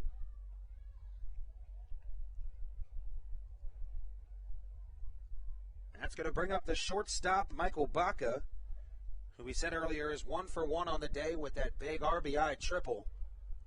Scored Alex Crosby and Jake Lucci in the process to put the Blue Crabs on the board with their first 2 runs of this game. We saw Baca in that number 2 hole in the lineup yesterday. Him and Kent Blackstone are essentially switched. Blackstone was batting 9th, but now Jake Marshall holding that spot. As Baca swings away on a first pitch fastball for strike 1. The 0-1 pitch from De Leon. That one breaking ball runs inside, hits him on the shoulder. Baca exchanging some words with the catcher Sal Giardina. You know, we saw it earlier. Vladimir Frias earlier in the game hit a home run to lead off and then was hit in the same inning in his next at-bat. Saw some words and got himself ejected from the game. As that one just kind of looked like it slipped out of De Leon's hands. He looked like he was kind of confused as to why Baca had some words for him. That one must have just slipped out of his hand.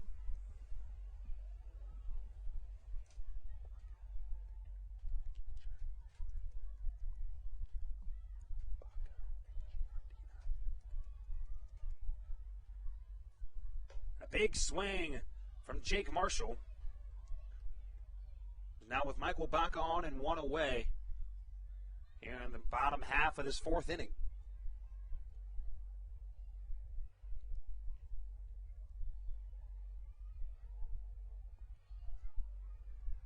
The 0-1 pitch from De Leon, breaking ball low and away in the dirt. Giardina able to scoop that one up and save Michael Baca a run at first.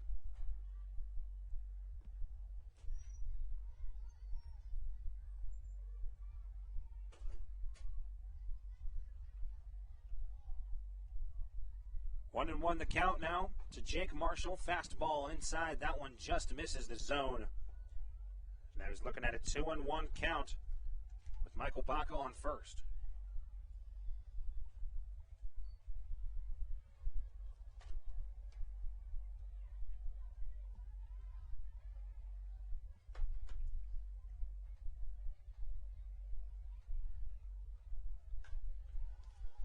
Marshall rips one down the right field line, but that one gets foul over into the kids' park here. As he's looking now at a 2-2 count with just 1 away and Michael Baca on first.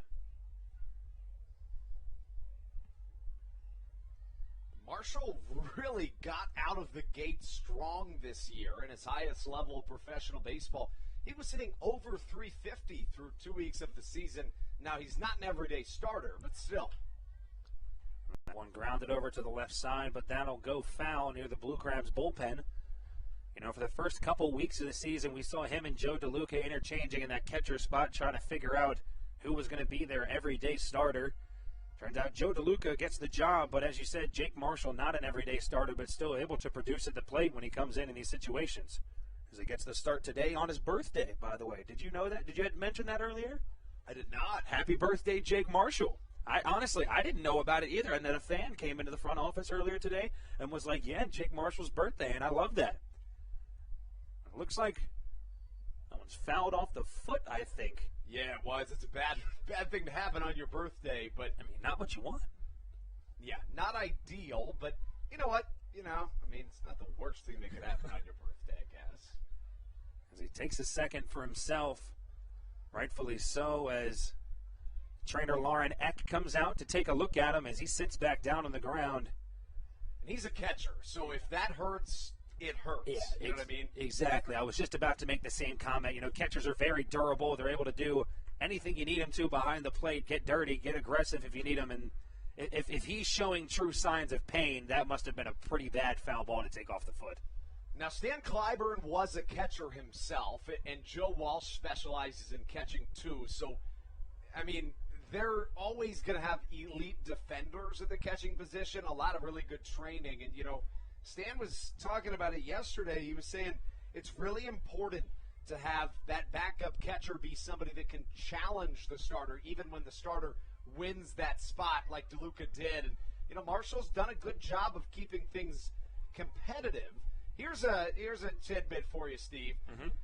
Can you? I mean, I'm not even going to ask a trivia question because it's so random. But when Stan Clyburn was coming up, he was challenged by none other than Joe Madden. Joe Madden, the former Cubs manager, the current Angels manager, and they duked it out at the single and double A levels before Clyburn ended up winning the position and going to the MLB, and Madden moved into those ranks of coaching. But Stan was saying that even from an early day, Joe Madden was just the guy. They would say that they sometimes wouldn't even go to their manager when things came up. They just went to Joe Madden because he knew everything, even as like a 23-year-old. That's pretty awesome. That tracks, honestly. 100% that tracks. I believe it.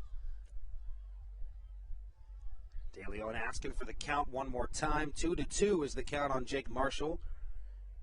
He went down looking on strike 3 back in the second inning, as he's looking for his first hit in this contest in an 8-3 ball game in the bottom of the fourth. Baca waiting on first base. Marshall, after fouling one off of his foot, lines a base hit right back up the middle, and that's a way to come back from what looked like minor injury that took a second for him to come back from, but nice job being able to stay in there. That turns things over to Cesar Trejo, the leadoff batter. He's 1 for 2 on the day, had a single in his first at-bat, but then was thrown out trying to take second base. Excuse me. And then struck out looking for the first out of the top half of the third inning. Trejo's such a good guy to have in this leadoff spot. He's not your traditional leadoff man, but he's a really, really good person to have in that leadoff spot. You can make the argument, Steve, that if it wasn't for somebody like Joe Madden, that in today's game of baseball, it wouldn't be acceptable to have a Cesar Trejo in the leadoff spot. Now, he does have really good speed, does Trejo, but generally it's smaller guys that get on base all the time, and Trejo has power that usually isn't seen in that leadoff spot. But hey, it all comes down to if it works, it works, and they seem to like him in that leadoff spot, so why not roll with it? Of course, Joe Madden moved Kyle Schwarber into that leadoff spot with the Cubs, and that kind of just, at the time, it was almost like the mound moving back. It was like, you can't do that. He's not allowed to be there. Right, and Madden's like, well, why not? And it worked pretty well. And a pickoff move over to second base. Michael Baca dives back easily. We saw for a second there. De Leon, a pretty solid pickoff move. It's Trejo looking at a 2-0 count. Just one away. Big swing from Cesar Trejo. That one's going back up against the wall. That hits off of the Blaine sign in left center field. Baca comes around to score from second. Jake Marshall looked to be somewhat limping, rightfully so, as he just took a foul ball off that foot. He makes it to third. Cesar Trejo has himself a one-out double, and the Blue Crabs can add one more run to their line. And now they've cut this lead in half. Of course, if you ever talk about coming back from a huge deficit at the start of the game, what do they say? They say chip away at that lead. That's what Southern Maryland's been doing. They did allow another pair in the top of the third, but they're staying right in this thing with a lot of baseball to go. I mean, Southern Maryland is certainly not out of this contest. I mean, you said a whole lot of baseball to go. We're not even halfway through this contest. As I said, we saw them just a couple weeks ago against Gastonia. They put up a 9 spot. The Blue Crabs saw themselves down 9 early. They were able to chip away and eventually come back with a 14-12 win. So it's not unlikely that this team can come back from big deficits like this. And this could be a critical at-bat in the ballgame in and of itself. I mean, 1 down, you've got 2 in scoring position. If Kent Blackstone can come through here, we're looking at a really different ballgame. If you're Blackstone fouls off the first pitch he sees back behind.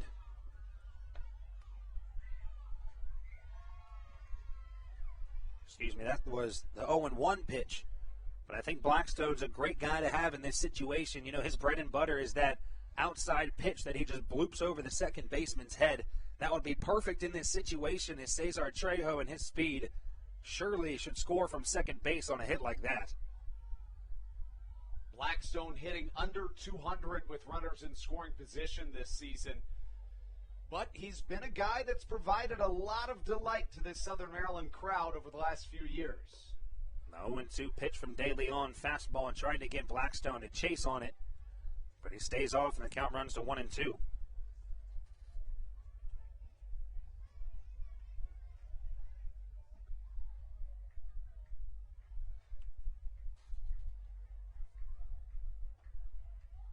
An 0-2 pitch. This one skied out into center field.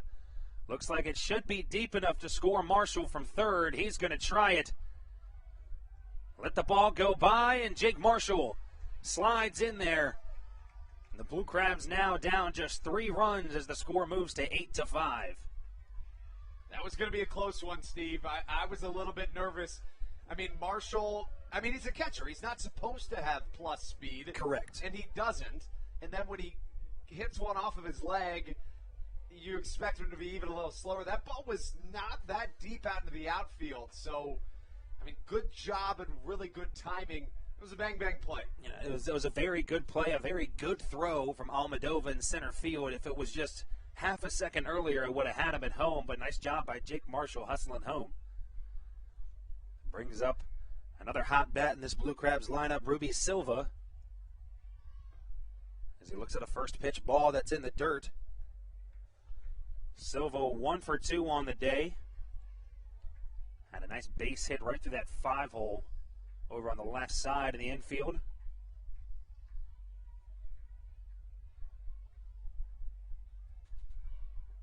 The second pitch he seems two-seam fastball. That one stays low and out of the zone. He's looking at a 2-0 count. We talk about it a lot yesterday. Ruby Silva had a fantastic day last week. Was just a double shy of the cycle, had himself a home run, a triple, and 2 singles, plus a franchise record 7 RBIs in their last series before coming home this week. There's a big swing from Silva, swings away on the fastball, and the count runs to 2-1. If you're Silva, you're still ahead in this count. He's a guy, we've talked about it time and time again, with one of the best baseball IQs in this entire Atlantic League. So you're looking for that pitch that's still right there for you to hit, and if you don't see it, you can take a strike. And the 2-1 pitch, this one grounded over to the left side, fielded by Lombardozzi over at short. Toss the ball over to first base for the third out of the inning, but not before the Blue Crabs are able to plate 2 more runs as they head into the top half of the 5th inning, now trailing just by 3 runs with a score of 8-5. We'll return with more action for you guys on the Hometown Real Estate Broadcast Network in just a moment.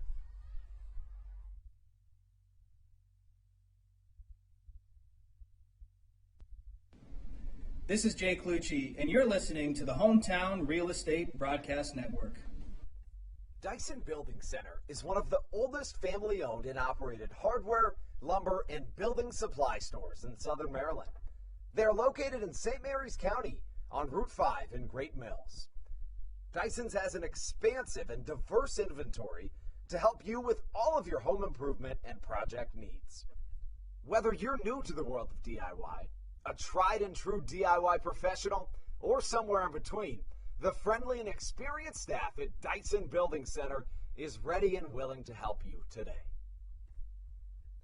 In February of 2020, Regency Furniture Stadium and the Southern Maryland Blue Crabs were given what we view as an honor, being named the 4th mass vaccination site in the state of Maryland.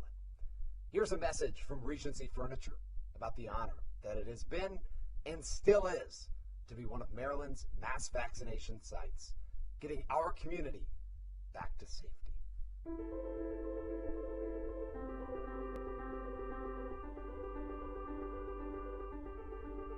During these times of uncertainty, it helps to know there are things we can control to help ourselves and others.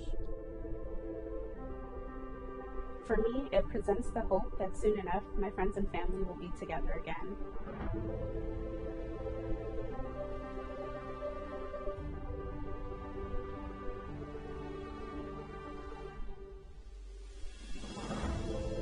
Want want to take this moment to thank the Maryland National Guard for their support in helping to facilitate and manage the vaccinations here at the Regency Furniture Stadium.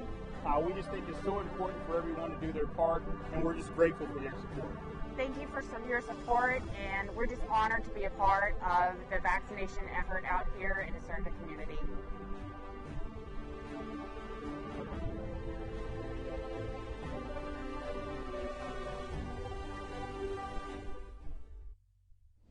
This is Jake Marshall, and you're listening to the Hometown Real Estate Broadcast Network.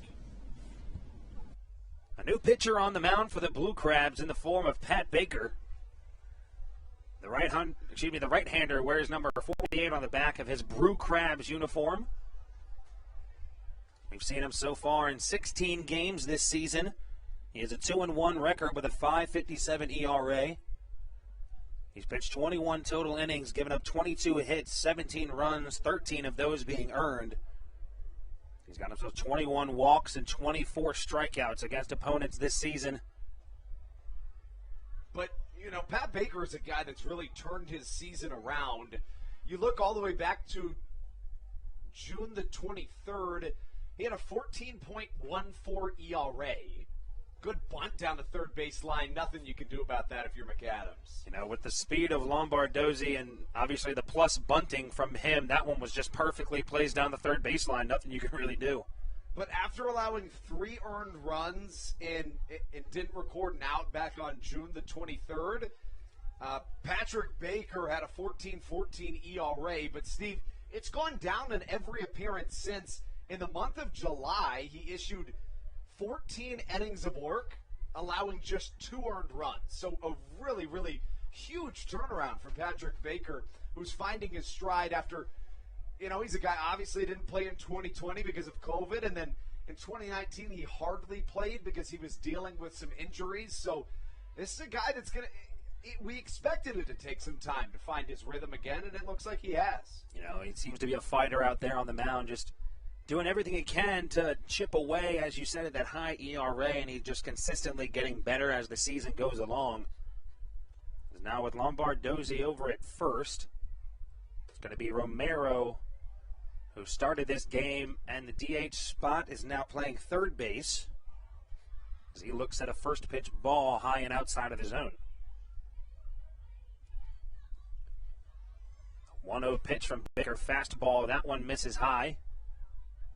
Count runs to 2-0. If there's one knock or the Achilles heel against Patrick Baker, it's going to be the walks. So we talk about his walk numbers on the season. You look at the right-hander, and to this point on the year, he's issued a total of 21 innings of work while walking 21 batters. So that's going to be the calling card that you watch out for if you're Stan Clyburn and Darryl Thompson. Of late, even though he did still walk a lot of batters in the month of July, he's been able to work around them quite well. The 2-1 pitch from Baker. That one misses out of the zone low. Count a run to 3 balls and 1 strike. Hitters count here for Davidson Romero as he sends that one high into shallow left field. Josh McAdams going back for it. Michael Baca calling him off. Down by the Blue Crabs bullpen, is able to make the grab for the first out of the inning. And that's a really, really big out for Patrick Baker after allowing the bunt single on a play that is so frustrating as a pitcher. I mean, when you walk somebody, it's your fault. When there's an error in the field, it's frustrating, but it happens. When there's a hit, it's frustrating. But with a bunt single, it's just like... You're just like, all right, man. Right. It's so frustrating because it's nobody's fault, and it's frustrating. And a steal attempt by Lombardozzi as Michael Baca pretends that the ball goes by him. And as soon as Lombardozzi slid into the bag, he taps him on the back like, hey, that didn't work, but nice try, bud. Yeah. Lombardozzi is a seasoned veteran. He's a guy that's played baseball at the highest level for multiple seasons, coupled with the Washington Nationals. Who, see, we don't often talk about the MLB on this broadcast. I mean, for no reason in particular. I'm saying, like, about how the MLB season is going. And another steal attempt as Jake Marshall bobbles the ball out of his hand, trying to throw down Lombardozzi at third, and now he's over at third base with 2 stolen bases. But let's talk about what happened with the Cubs and the Nationals a couple of weeks ago. I mean, that was a bizarre thing with all the players being dumped. You've got, from the 2016 World Series, a historic win for the Cubs. They basically dump all their key figures. And a line drive over to the right side. Infield playing in for Southern Maryland as that one just squeaks by Kent Blackstone at second base. And Ramon Flores gets his first hit of the day and an RBI. And then if you look at the Nationals, you could say the same thing. In 2019, they win a historic World Series, and they dump basically everybody but Juan Soto that got you there. The thing that really struck me in both of those moves was I was surprised 3 players in particular moved. I was surprised Javi Baez moved. I was surprised Chris Bryant moved because both of them are still pretty young. And I was really surprised Trey Turner moved. Yeah, very surprising week in baseball, but I mean, hey, that's the trade deadline. You're going to see a bunch of, huge trades being made right beforehand, and that one, the Dodgers are turning into a super team now, adding Scherzer, and Trey Turner to that lineup. A steal attempt at second base. Ramon Flores goes down. He is hosed by Jake Marshall from behind the plate. Looked like Flores was just trying to catch Jake Marshall sleeping, but it looked like he was ready to go, and as he tosses him out for the second out of the inning. Couldn't have placed it any better. It's right where it needed to be. It basically just catches the foot of Ramon Flores as it slides into second. First pitch strike for Nick Bottari.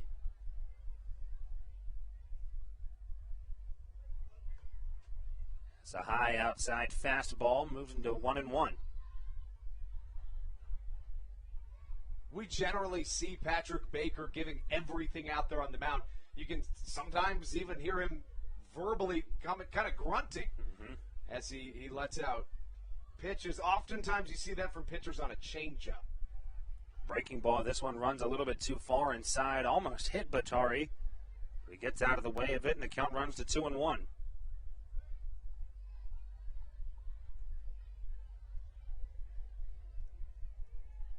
Nine to 4 now our score here at Regency Furniture Stadium.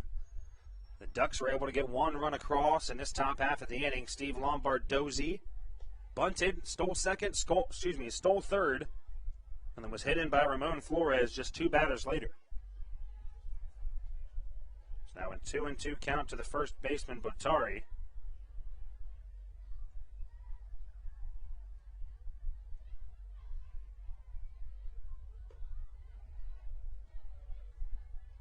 A swing and a miss on the 2-2 pitch as Pat Baker sits down Bottari, but not before 1 run comes across. We're going to head into the bottom half of this 5th inning. Due up for your Blue Crabs was going to be Zach Collier, but see, he might be taken out of this game due to that double hook rule now that Patrick Baker is back in. We'll see what happens following him as Crosby and McAdams when we return with more action for you guys on the Hometown Real Estate Broadcast Network.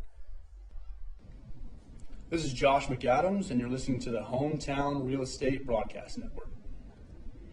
Did you know that the Washington, D.C. metro area is the 5th most expensive place to live in the entire United States of America? Sometimes finding affordable housing in this area can feel impossible. If you're struggling to find affordable housing, look no further than the Villages of St. Charles by Ross Properties. You can visit them online at villagesatstcharles.com for more information today. Villages of St. Charles. They'll have you safe at home. There's nothing quite like when the Blue Crabs retire the sign. At Wealth Management Partners, they're on your side for your retirement planning needs. It's never too early to start planning your retirement. Talk to the experienced financial advisors of Wealth Management Partners located right here in Waldorf. Call them today at 301-885-0955. Again, Wealth Management Partners. Call them today at 301-885-0955.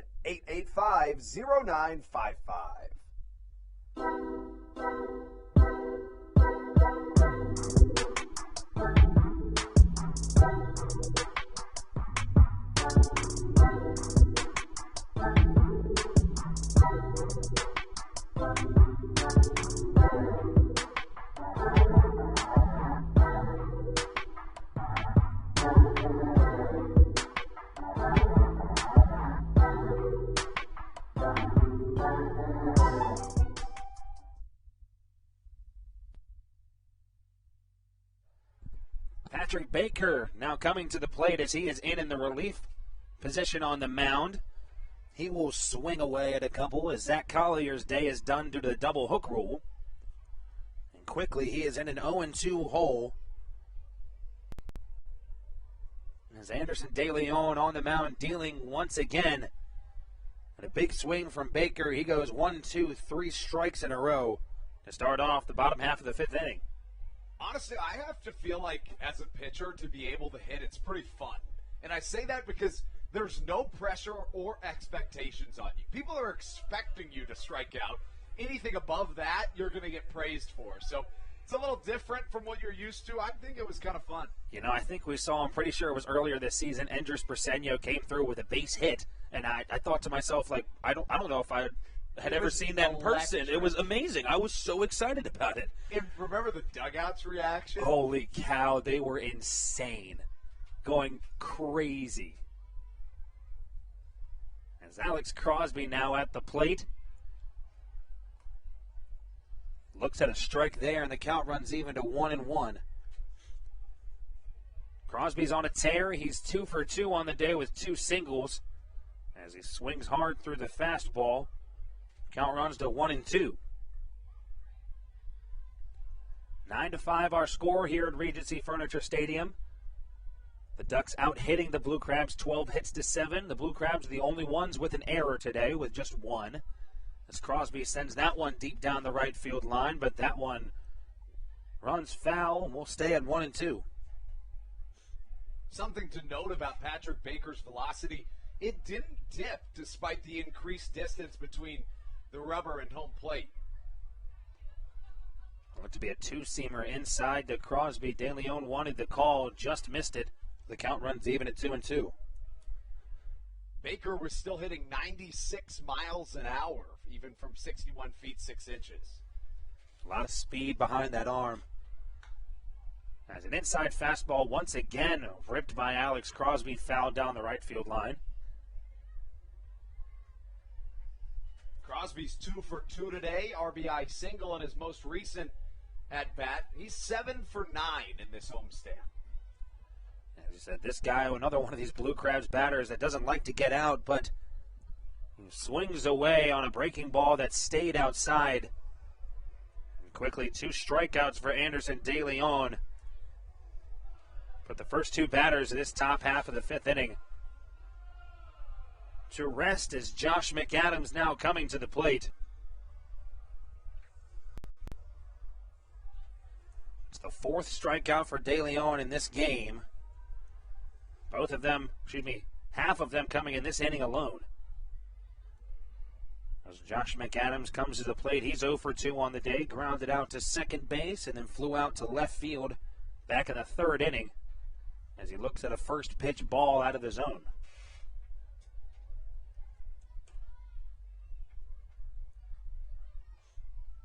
The 1-0 pitch. Fastball just stayed inside. The count runs to 2-0 for Josh McAdams. And as we enter the second half of this game, it's important to note the 19 hits that we saw in the first half of the game, more than we saw in yesterday's game in its entirety. And a big swing on what would look to be a changeup from De Leon as McAdams is way out in front of it. We're looking at a 2-1 count with 2 away in the bottom half of the 5th.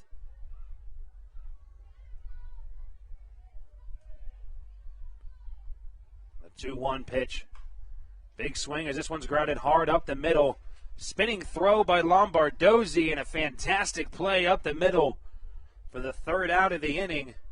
The Blue Crabs go 1-2-3 in the bottom half of the 5th. As we head into the top half of the 6th inning, Blue Crabs still trailing 9-5 when we return with more action for you guys on the Hometown Real Estate Broadcast Network. Hey, Blue Crabs fans, make sure to visit the All-American Steakhouse and Sports Theater at 35 St. Patrick's Drive, right here in Waldorf, for some great food with great friends. Their steaks are fresh, hand-cut, in-house daily, as well as many other fresh seafood, chicken, and beef options. They offer outdoor and indoor dining, available each and every day, along with the same great menu to go if you would like.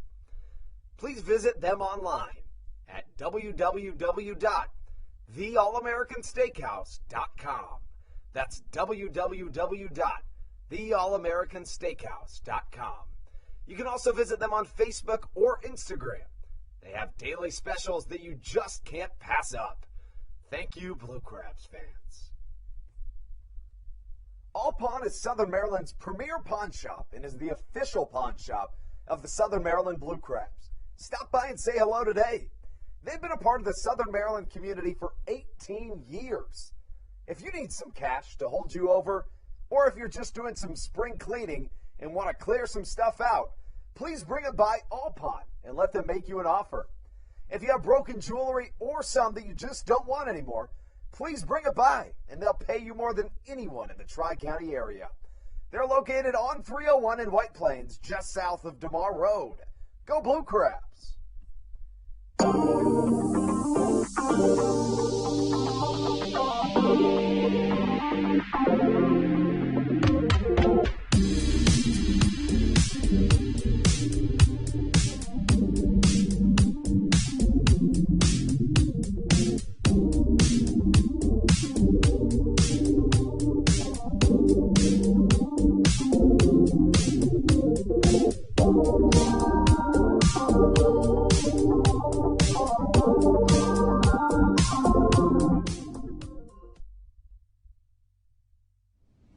This is Patrick Baker, and you're listening to the Hometown Real Estate Broadcast Network.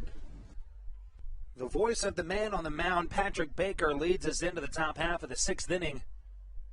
As he said before we left, 9-5 our score. I said it earlier, if you take out that top half of the first inning, the Blue Crabs are holding a 5-3 lead. That's not the case here as the Ducks put up 6 runs in the top half of the first. Sal Giardina now at the plate. He's 2 for 3 on the day with a double and a single, and then grounded out to Kent Blackstone back in the fourth inning. 1-1 count to the catcher. Fastball, that one hits on the outer part of the plate. The count runs to 1-2.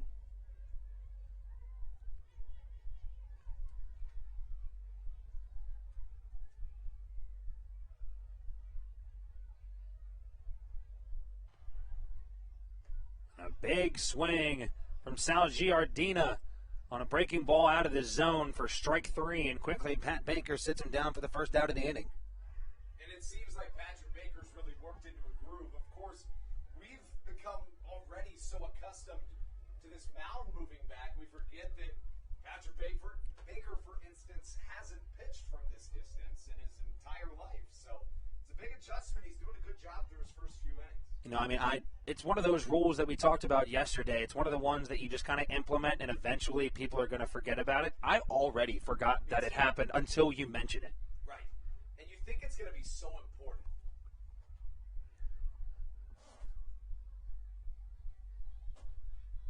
And you think it's going to be so important in the game, but, you know, sometimes you just forget about these things. A hard line drive foul. Luckily, that just hit a piece of the stadium. And not a fan here is Jesse Berardi. Looking at a 0-2 count now. As you said it, Pat Baker looks to be really comfortable on that mound. The 0-2 pitch. Big swing and a miss. 2 up, 2 down, 2 strikeouts for Pat Baker to start off the top half of the sixth inning, and now we got 2 away. That's the third strikeout victim of Patrick Baker through an inning and 2/3 of work. Easily the hardest thrower on this entire Blue Crabs team. The hardest thrower in the Atlantic League has touched 100 miles an hour once. Man, 100 miles an hour. any level of baseball. You see guys in the MLB throwing 103, but still 100 miles an hour, nearly impossible to hit. Pitch in on the hands to Johnny Turbo, the right fielder. Checked his swing and was able to stay back on it as he looks at a 1-0 count.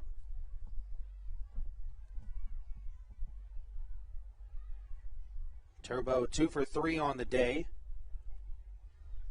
Both of them singles, was left on second in the first and then came around to score in the third as he flew out to Ruby Silva in his last at-bat in the fourth inning.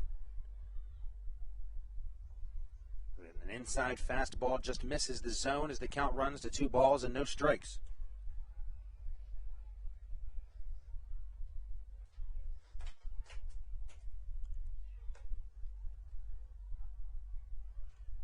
Called strike from Pat Baker as the count moves to 1-2.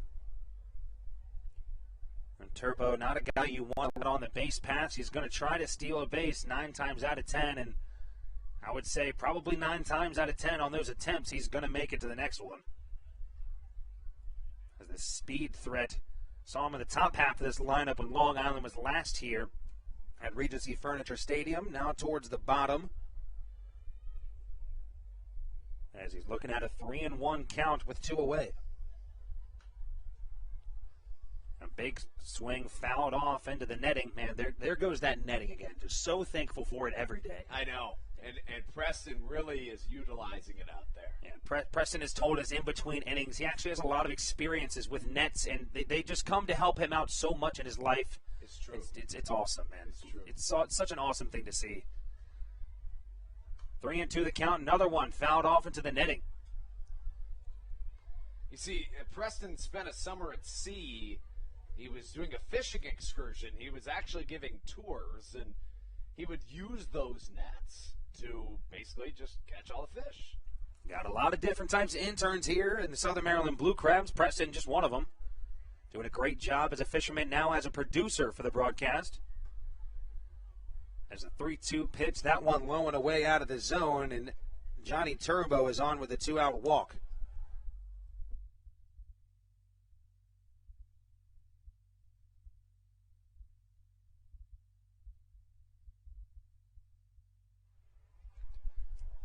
That brings up the center fielder, Breland Almadova, the 9-hole hitter. 1 for 2 on the day, grounded out in his first at-bat, and then had a RBI triple in the third, and then walked and was left on first base in the fourth inning.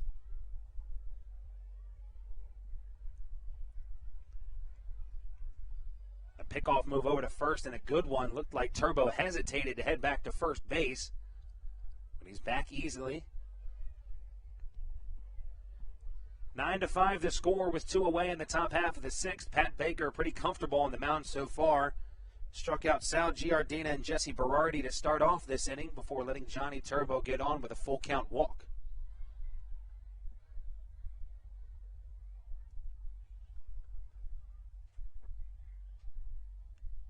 And if you're going to finish this inning, it's going to be important to do so before the lineup flips back to the top. Of course, you'd likely see Anderson De Leon as the next batter. It looked like a bunt attempt on a steal from Johnny Turbo, but that ball sailed way high and away from Pat Baker. You can see him rubbing his hand on his pants. Looked like that one just slipped out as he sent it into the backstop.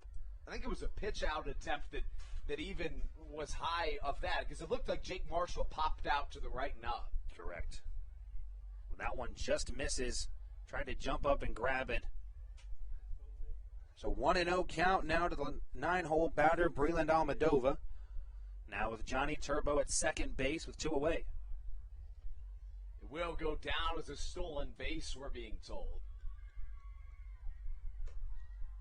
Fastball, this one right down the middle. Almadova lets it go by, and the count runs even at 1-1.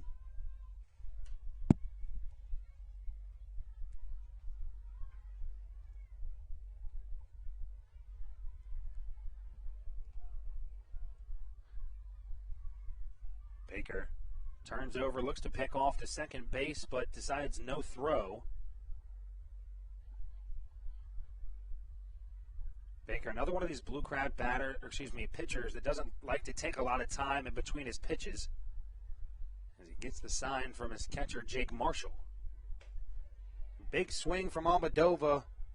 A fastball down the middle, and the count runs to 1-2. And when Baker has his command on his fastball on his top game, he's really, really hard to do well against. If he's able to control that fastball and put it right in the corner of those strike zones exactly where he wants it, he can be pretty dominant on the mound.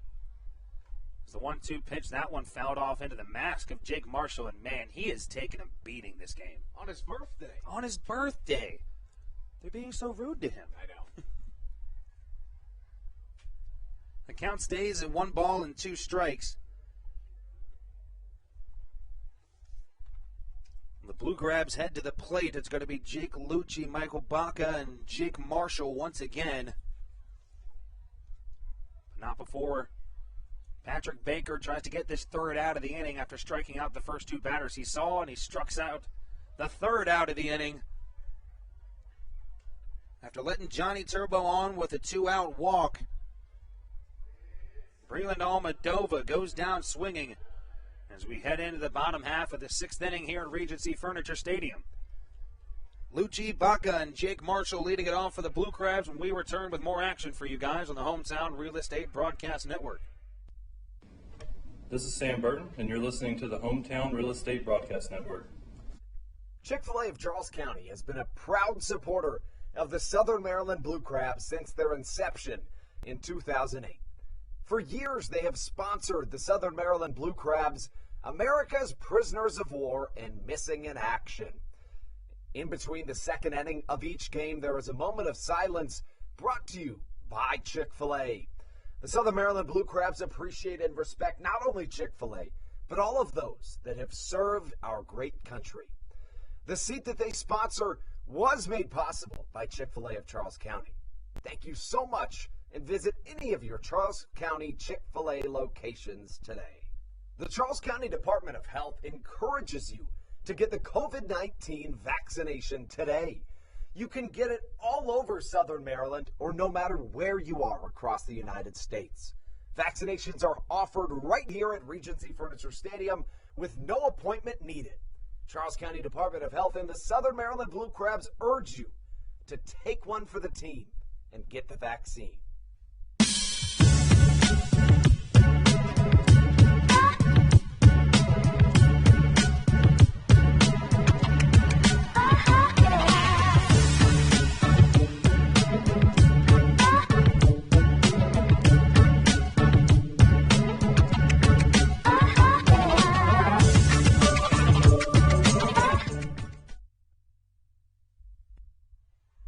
Anderson De Leon back on the mound for the Ducks in the bottom half of the sixth inning. Jake Lucci leading things off. He walked back in the second inning and came around to score and then popped out to the third baseman Romero. As first pitch swinging rips one over to the second baseman. Jesse Berardi able to gather that one up and make the play. One pitch, one out. And I was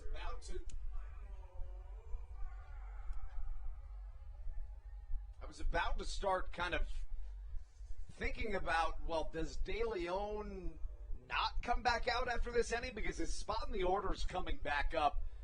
He would be up first in the top of the seventh, but with one pitch out, it's hard to take him out with how good he's been today. Michael Baca now at the plate. He's 1 for 1 on the day.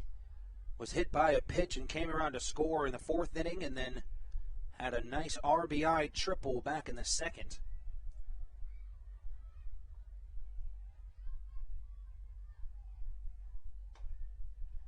Big swing from Baca, looked like a changeup right on the outer half of that strike zone. As that evens the count at 1 ball and 1 strike.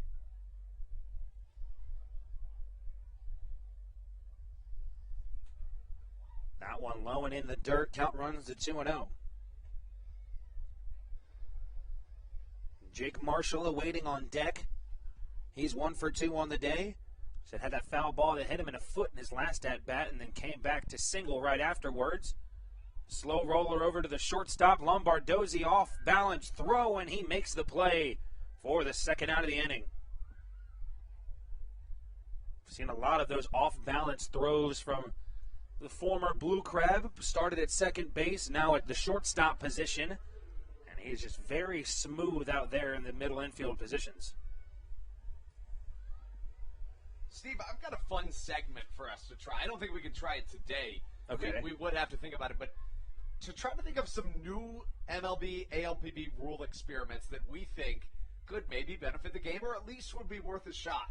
Okay, just try to think of new rules that we think should be implemented. Or that could be implemented. Could. Because I just had one pop into my head and immediately I debunked it. But I was thinking, what if they move the bases closer? What? Because very rarely are people beating out infield singles, but then I thought to myself, it's almost crazy how perfect 60 feet is, or 90 feet is, because it is just about always a bang play. So that's one I wouldn't go with, but that's why we do these, right? You just got to work your way through it. Could you imagine the base stealing numbers if, say, the bases were like 80 feet instead of 90? Darian Sanford would steal like 95 bases. He would have no, exactly. He would have 100 stolen bases. It'd be insane. I mean, hey, even at that chance, I might have a chance of stealing a base. No, I wouldn't. But Jake Marshall golfs at a curveball down by his knee as he sends that one high and deep, but foul down the left side. And the count will stay at 0-2. One rule change I've always wondered why not would be 7-inning games. Just all games are 7 innings. I have been saying that forever. I love that idea. I love 9-inning baseball games because it's what it's always been, but at the same time, 7 innings is just so much better. 5 or 6 innings. 1 inning. Yeah. There you 1 go. inning. If you score, you score. That's perfect. As Jake Marshall goes down on strikes as the Blue Crabs go 1-2-3 once again. I think I'd have to agree with you, Andrew. Not really sure if De Leon is going to come back out for this at-bat. He is due up. Following him, Steve Lombardozzi and Davidson Romero. We'll have to see what happens when we return with more action on the Hometown Real Estate Broadcast Network. When you're in the market to buy or sell a home, call Tony McClure of Century 21 New Millennium and his Grand Slam team. The realtor of the Southern Maryland Blue Crabs since our first season in 2008. Tony and his team of preferred partners includes Tim Murphy of CNF Mortgage and Steve Scott of the Scott Law Group. Together, they will ensure that your real estate needs are nothing short of a grand slam. The quality service you will receive is Hall of Fame worthy. Put Tony's 41-plus years of experience to work for you. Call or text Tony today at 301-928-1280 for your personal Grand Slam experience. Go Blue Crabs. Did you know that the Washington, D.C. metro area is the 5th most expensive place to live in the entire United States of America? Sometimes finding affordable housing in this area can feel impossible. If you're struggling to find affordable housing, look no further than the Villages of St. Charles by Ross Properties. You can visit them online at villagesatstcharles.com for more information today. Villages of St. Charles. They'll have you safe at home.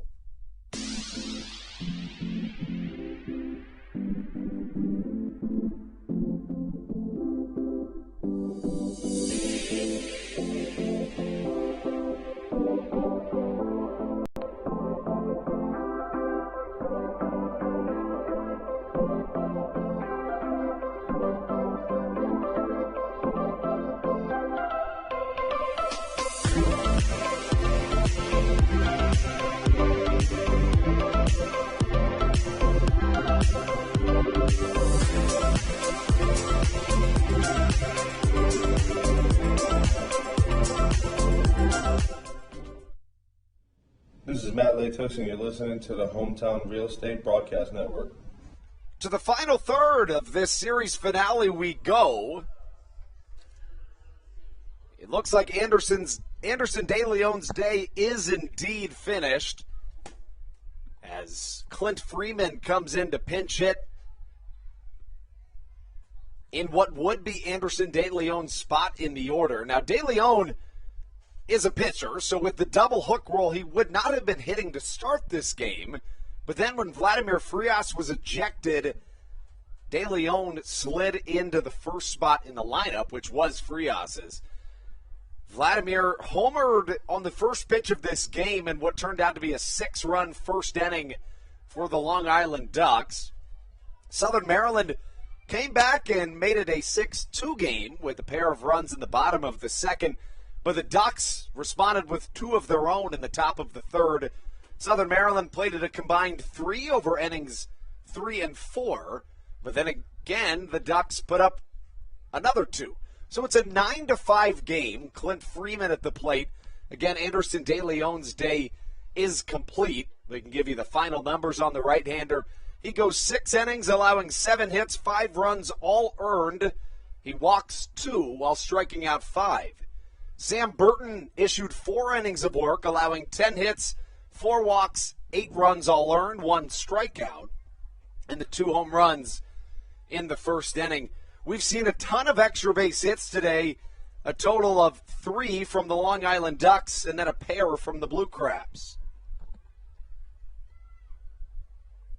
Freeman up to the plate. He plays both sides of the ball, pitch and hit.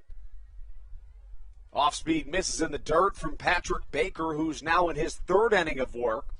To this point, he's pitched 2 innings, allowed 2 hits, struck out 4 batters. He struck out the side in the 6th. He's allowed 1 run while walking a batter.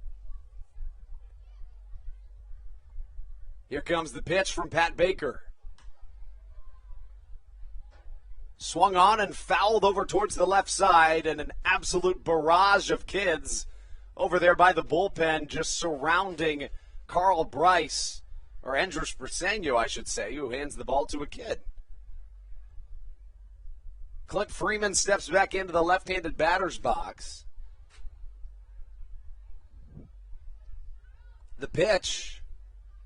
Another off-speed, and it misses the zone.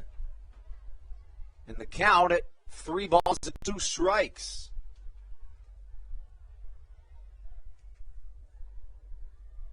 Freeman, a .283 hitter on the year. He really is good at pitching and hitting. One of the rare guys you can count on to do both. Fastball just a touch inside. It's ball 4, and a 7-pitch walk puts the pinch-hitting Clint Freeman aboard. You got to wonder if maybe even, that would be a genius way to use the double hook rule, to put Clint Freeman in as the pinch hitter and then leave him in the game to pitch. I was looking for him on the roster for a second because I couldn't tell who that was with the number 17. I was looking at all the position players, and I didn't realize it was Clint Freeman. But I think that's a perfect idea. I think that's a very smart way to get around this double hook rule.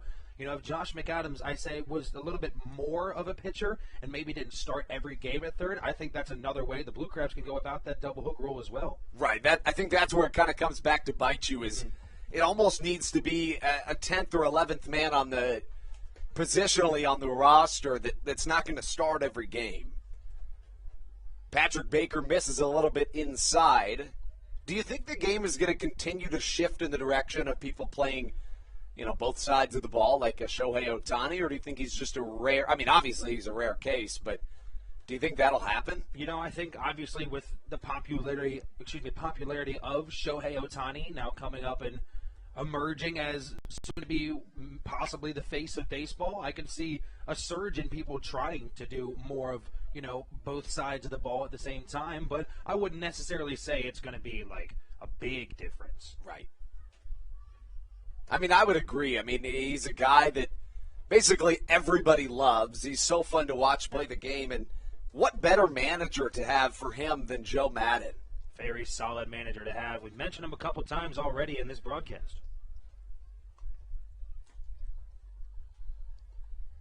Pat Baker onto the mound. Off-speed pitch, swung on and missed. And the count at 2 balls and 2 strikes to Lombardozzi. Lombardozzi 2 for 3 today. He walked and later scored in the first. Grounded out in the second. A pair of singles have followed, one of which was a bunt single. A foul tip, but it's caught by Jake Marshall. The 5th strikeout for Patrick Baker through 2 1/3 innings. We said it's going to be interesting to see these new pitchers coming in. As we can see in the Blue Crabs bullpen, Carlos Diaz warming up as well. It's going to be interesting to see these guys in their first appearances with this new mound, and Patrick Baker doesn't seem to affect them. Diaz hasn't appeared in a game since July 27th. Certainly due for an appearance. One on, it's Clint Freeman at first. One away, and Davidson Romero up to the plate takes a called strike. Romero to this point 1 for 3. He also walked and scored in the first inning. He singled in the third. Had a plate appearance in the first, second, and third innings of this game. The Ducks plated 8 of their 9 runs in the first 3 innings of this contest. The flag has started to move towards left field, whereas at the start of the game, it was moving straight out towards right. We saw that big wind helped out. Definitely Jesse Berardi, as he had that 3-run home run in the first, just barely squeaked over that right field wall. And it can make all the difference. I mean, that wind it's a game changer. That's part of the fun things about baseball is that, that the natural elements can affect the outcome of the game. Romero fouls one over our head in the Bayonet press box. We'll stay at a 2-2 count. We do have one away after the Lombardozzi strikeout. Waiting on deck, Ramon Flores, who's 1 for 3 with an RBI single.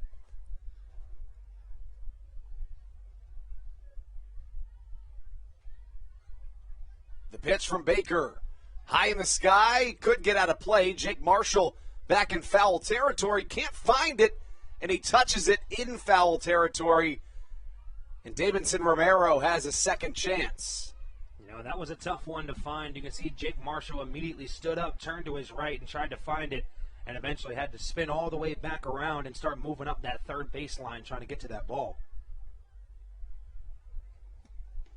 Last time Romero was up to the plate, he flew out to the shortstop Michael Baca. That was back in the 5th inning. Clint Freeman stands at first. He reached on a walk to start off this 7th frame. Davidson Romero back up to the plate in the right-handed batter's box.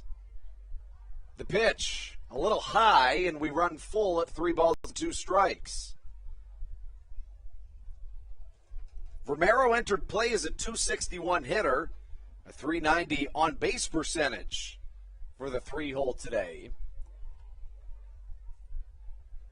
Started the game as the designated hitter, but found himself moving over to third base after the Frias ejection.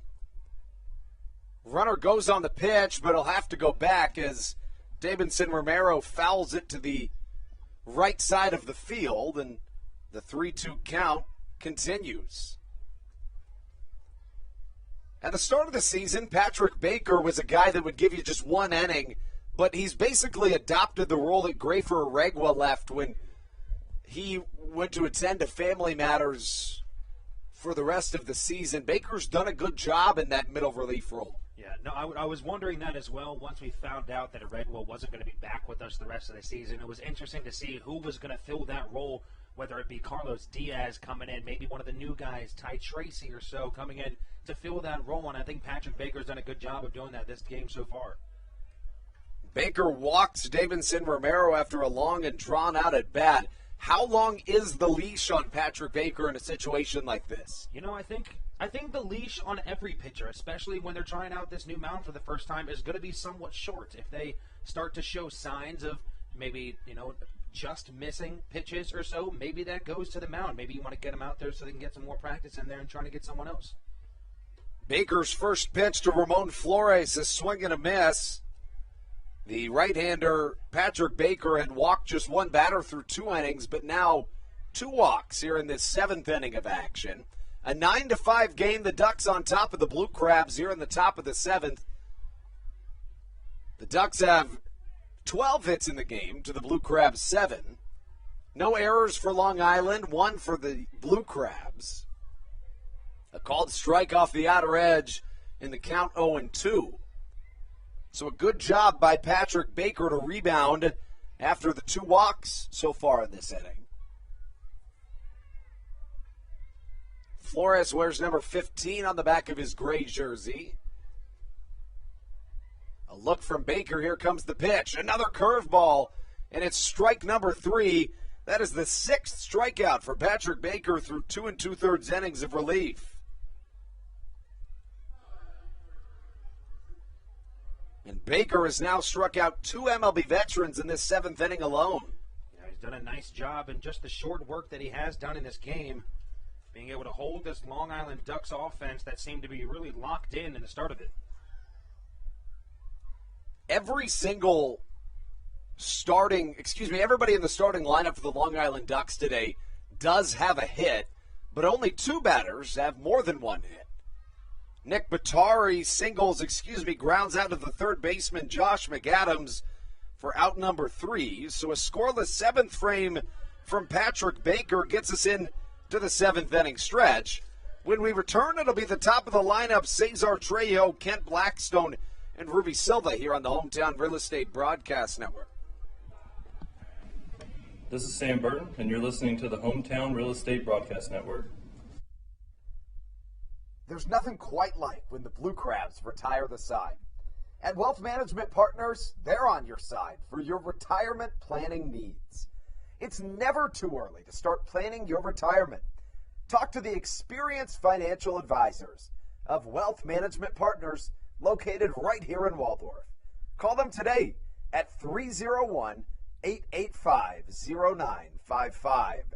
Again, Wealth Management Partners. Call them today at 301-885-0955. Weiss Markets is a proud sponsor of the Southern Maryland Blue Crabs and has been since their inaugural season in 2008. Weiss Markets also presents one of the Blue Crabs' best and most famous promotions every single year. Kids can get in free to every single Blue Crabs game of every single year simply by wearing a jersey thanks to Weiss Markets. Weiss Markets can help you with all of your game day needs for a great price. Stop into your local Weiss today.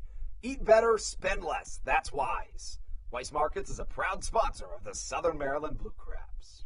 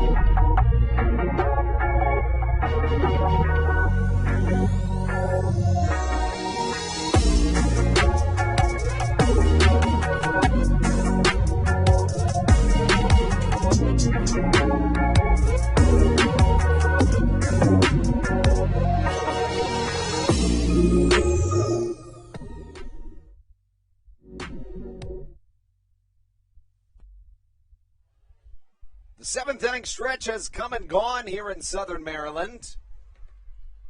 We've got the top of the lineup coming to the plate. Anderson DeLeon's outing is officially over. He'll be replaced here in the 7th inning. DeLeon goes 6 innings, allowing 7 hits, 5 runs all earned. And that brings up Brady Dragmeyer. Dragmeyer, over his last 3 appearances, has allowed a total of 4 runs, so that's somewhat of a good sign for the Blue Crabs. Especially with the top of the lineup for Southern Maryland, beginning with Cesar Trejo, who to this point in the game is 2 for 3 with a double and an RBI. Dragmeyer in his first season with the Ducks is second in the Atlantic League.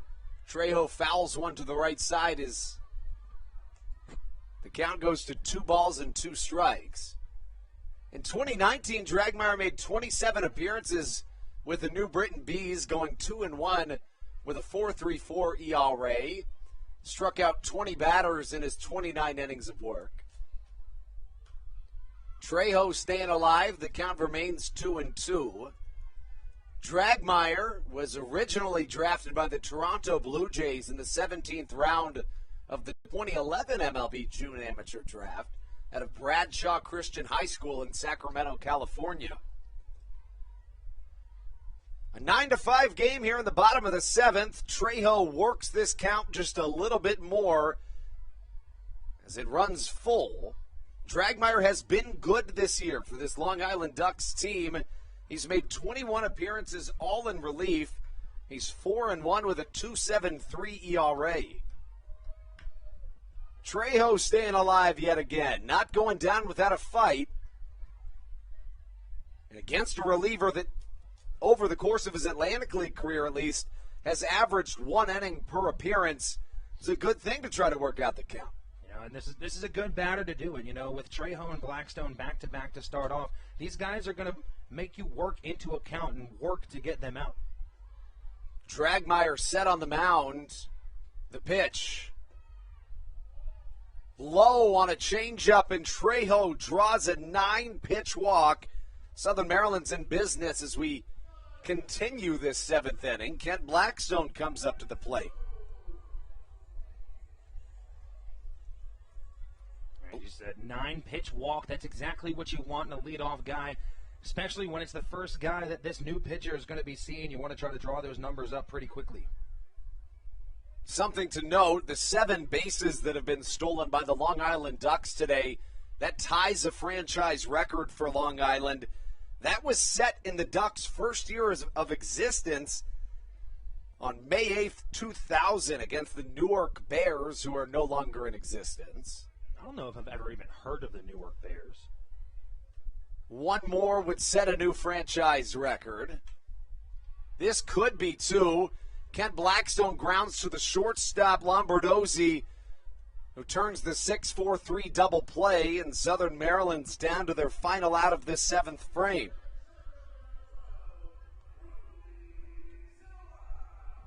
That gives way to Ruby Silva. Silva 1 for 3 today. He singled to put runners on first and second with 1 away back in the 3rd. Silva, Cuba native, wears number 12 on the back of his Brew Crabs jerseys. Looks like Carlos Diaz is slated to come into this game. First pitch, Silva sees low and inside. The count, 1 ball, no strikes to the left-handed hitting center fielder, Ruby Silva. Dragmeyer back out onto the mound. Silva chops one to the right side and eats up Berardi a little bit, but he handles it and gets it off to first for out number 3. That gets us through 7 innings of action here at Regency Furniture Stadium. A newcomer onto the mound. When we return, it's Carlos Diaz on the Hometown Real Estate Broadcast Network. This is Matt Latos, and you're listening to the Hometown Real Estate Broadcast Network. When you're in the market to buy or sell a home, call Tony McClure of Century 21 New Millennium and his Grand Slam team. The realtor of the Southern Maryland Blue Crabs since our first season in 2008. Tony and his team of preferred partners includes Tim Murphy of CNF Mortgage and Steve Scott of the Scott Law Group. Together, they will ensure that your real estate needs are nothing short of a grand slam. The quality service you will receive is Hall of Fame worthy. Put Tony's 41-plus years of experience to work for you. Call or text Tony today at 301-928-1280 for your personal Grand Slam experience. Go Blue Crabs. Did you know that the Washington, D.C. metro area is the 5th most expensive place to live in the entire United States of America? Sometimes finding affordable housing in this area can feel impossible. If you're struggling to find affordable housing, look no further than the Villages of St. Charles by Ross Properties. You can visit them online at villagesatstcharles.com for more information today. Villages of St. Charles. They'll have you safe at home.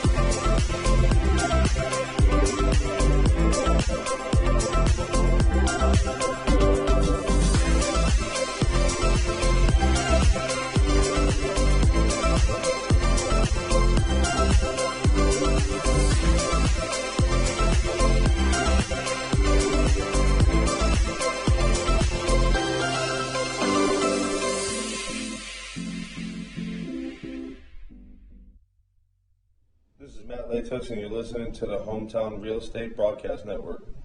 Welcome back inside the BayNet press box. Andrew Banstra joined by Stevie Bowen and our producer Preston Benton as we take you into the top of the 8th inning here in Southern Maryland. Sal Giardina will lead us off in the top of the 8th. Giardina 2 for 4 to this point, doubled in the first inning and then singled in the second. He faces off against Carlos Diaz. Diaz making his first appearance since July the 27th. The lone southpaw in the Blue Crabs bullpen. He was used early and often for Stan Clyburn at the beginning of the season, but as the season's progressed, he hasn't seen as many appearances. Cesar Trejo ranges to his right, makes a fantastic play for out number 1. Yeah, we saw Trejo yesterday catch a ball up against that Dairy Queen doors over in the Mini Monster in left field. Is a plus defender out there. We've seen Jake Lucci. Normally we see David Harris out in right field, but Jake Lucci's in left, which puts Trejo out in right field today. Diaz 1-0 this season with a 4.60 ERA. He struck out 18 batters in 18 appearances this year. 15 2/3 innings of work for the Colombian southpaw.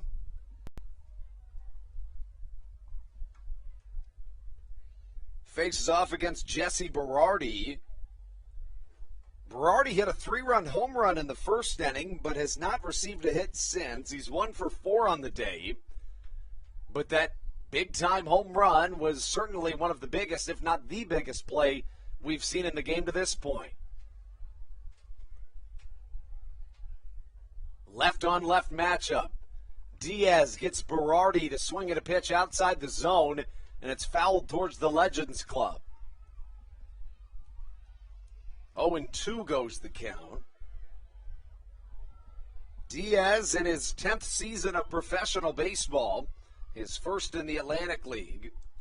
The left-handed pitcher joins the Blue Crabs after pitching in the San Francisco Giants organization from 2011 through 2018. Trejo has to make a run for it once again. He gets there in time and catches out number 2.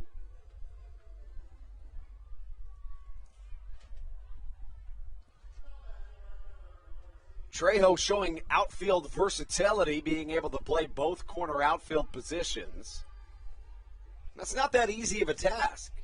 It's not at all, and honestly, I kind of like the idea of putting Jake Lucci out in left field instead of Cesar Trejo. We saw Trejo, despite making that good catch up against the wall, he had a little bit of issues playing it off yesterday. We've seen Lucci, when he's in that starting position in left field, he's very good at finding that wall and being able to play the ball off of it. Johnny Turbo up to the plate. He's 2 for 3 today. He has stolen 3 bases. He also walked in his most recent plate appearance. Swings through a fastball. Is the count now a ball and a strike? Diaz was especially good in his final 2 seasons with the Giants. He reached as high as the Double-A level and combined for a 2.59 ERA over those final 2 seasons. This is going to be a tough one. Alex Crosby just has to basically fire it off to first. Good scoop by the covering pitcher, Carlos Diaz, but with turbo speed, what are you going to do? You can't do anything about it. You know, we saw earlier in this game, Turbo had himself a ground ball back in the 3rd inning over to Michael Baca. Baca just fielded it cleanly, but Turbo was there within 3 seconds. There was just no way he was going to be able to get that ball across the diamond in time. That brings up Breland Almadova, and should Johnny Turbo try to steal yet another base, if he does so successfully, it would set a new Ducks franchise record for stolen bases in a game with 8. Remind you, this team has been around for 2 decades, so that would be some sort of accomplishment for this Ducks squad. A little harder to do so against a left-handed pitcher, however. Turbo does not go as Breland Almadova swings through the first pitch he sees. I also have to imagine Turbo doesn't know that he would be setting a franchise record with this steal. You know, you normally don't learn those things until afterwards, and you're like, oh, okay, that was pretty cool.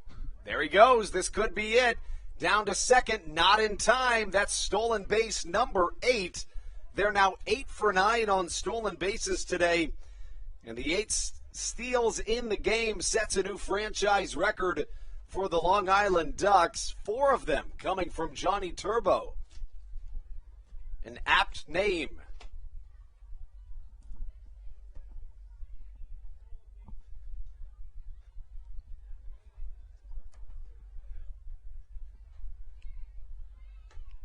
Diaz misses just a touch outside.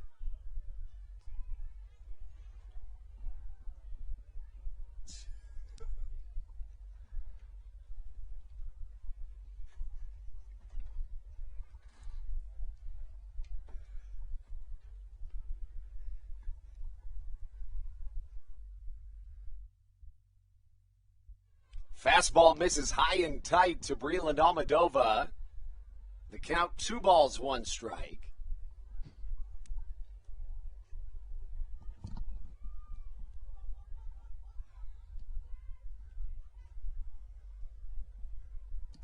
Two and 1 the count to the center fielder Almadova.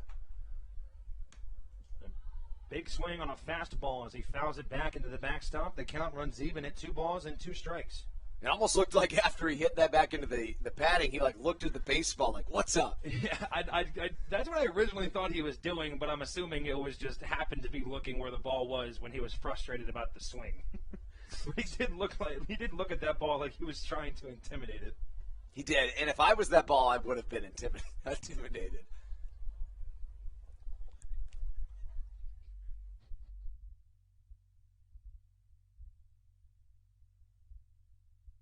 Almadova swings through a fastball, and Diaz retires the side.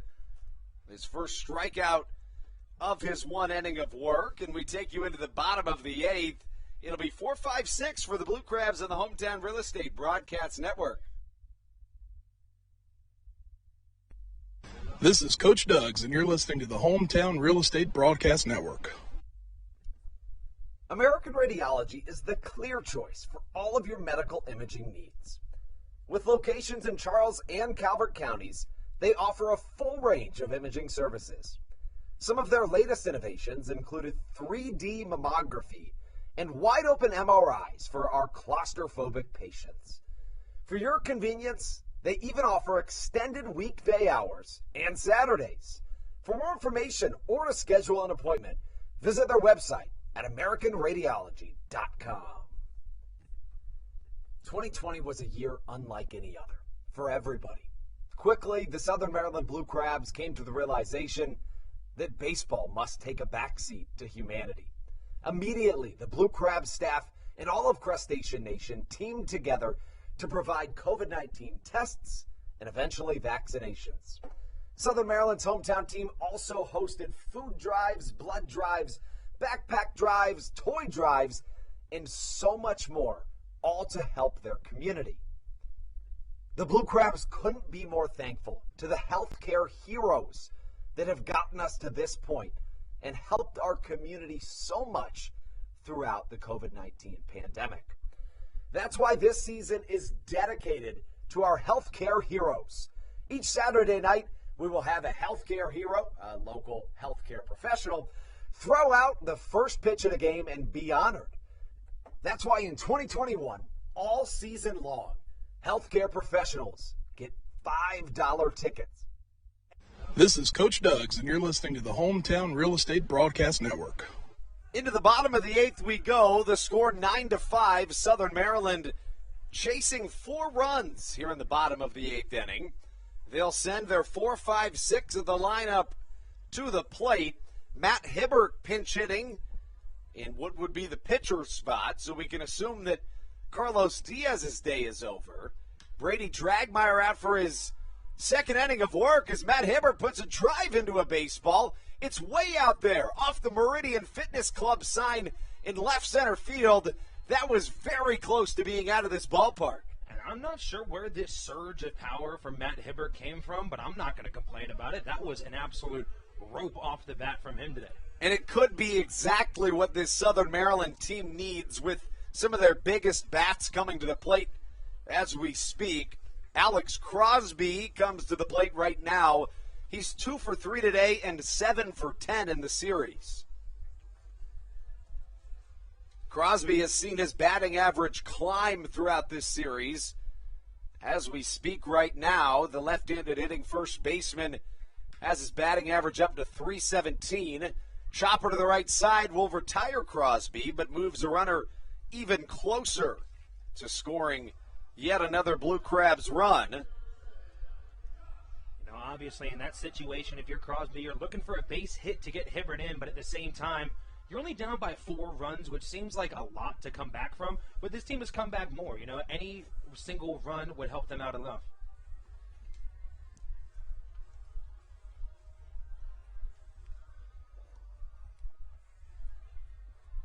McAdams homered in 3 straight games before returning here to Southern Maryland. Prior to that, most of his power had been right here at home. The wind is pushing out towards left field, which is the sweet spot for the power-hitting third baseman Josh McAdams.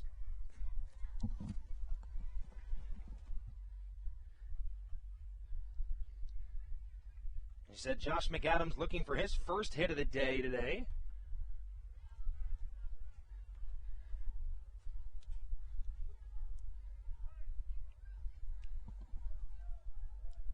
McAdams lost his 6-game hitting streak yesterday.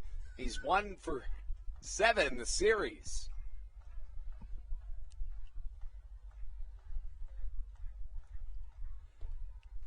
A big swing and a fastball low and away. And now the count runs to 2 balls and a strike.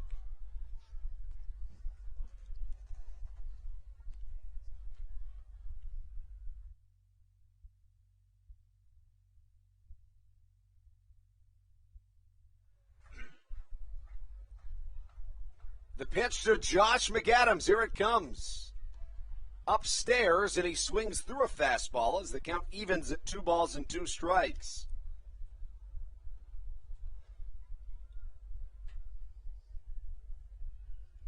The power for Josh McAdams comes in surges, and when it's there, it is there.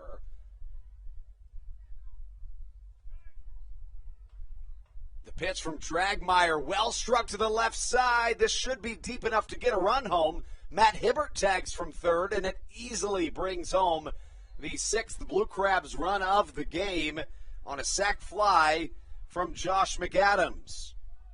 You know, we talk about it so much. It's so hard to judge where that ball is going to land, because off the bat it looked like Josh McAdams got just enough of that one to squeak it over that mini monster, but nonetheless, an RBI is exactly what the Blue Crabs needed. And now nobody on with 2 away with the 7, 8, 9 of the order coming up to the plate. It comes in the form of Jake Lucci. Lucci 0 for 2 today. He did reach once on a walk. Also scored one of the 2 runs Southern Maryland plated in the 2nd inning.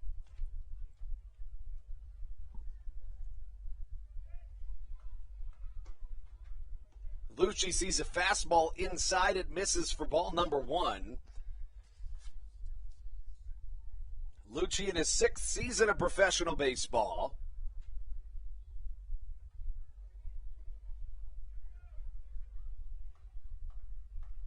As I believe Dalton Geeky is warming on the mound for Southern Maryland. Jesse Berardi fields it on a knee and gets it over to first for out number 3. Southern Maryland does get 1 run, but they need at least 3 more when they bat in the 9th. First, Dalton Geeky on the mound on the Hometown Real Estate Broadcast Network.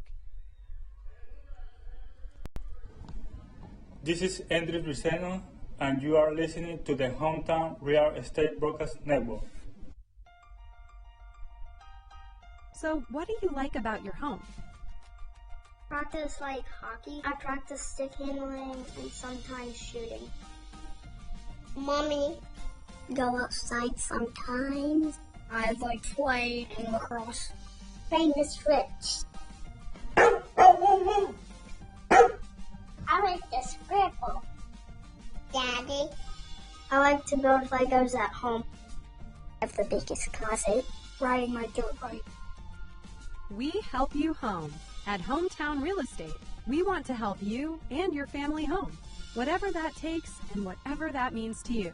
Give us a call at 888-225-2736 or online at helpyouhomebluecrabs.com. All Pawn is Southern Maryland's premier pawn shop and is the official pawn shop of the Southern Maryland Blue Crabs. Stop by and say hello today. They've been a part of the Southern Maryland community for 18 years. If you need some cash to hold you over, or if you're just doing some spring cleaning and want to clear some stuff out, please bring it by All Pawn and let them make you an offer. If you have broken jewelry or some that you just don't want anymore, please bring it by and they'll pay you more than anyone in the Tri-County area.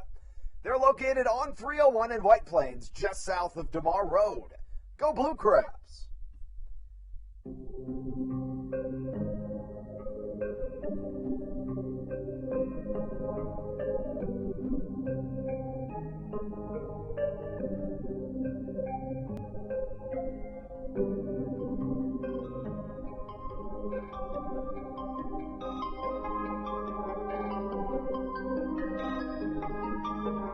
Cue tracks.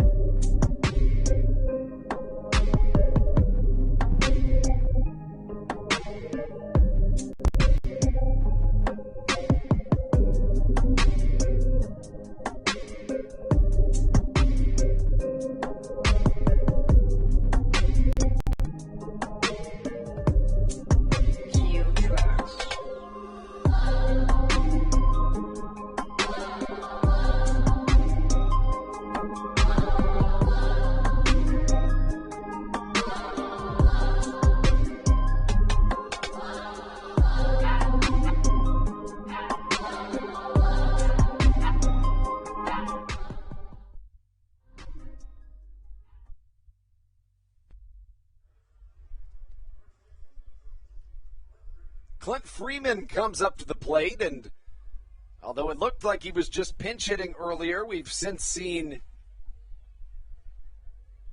the right-hander make that the left-handed hitter. Freeman stay in the game at first base. First pitch, Freeman sees from the newcomer Dalton Geekie in there for a strike swinging. Geekie making his first appearance since July the 30th at Lancaster.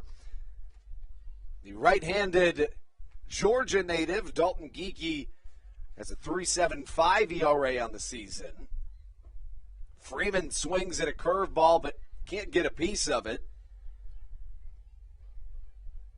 In just about 25 innings of work, Geekie's allowed 10 runs, 11 walks, and 20 strikeouts.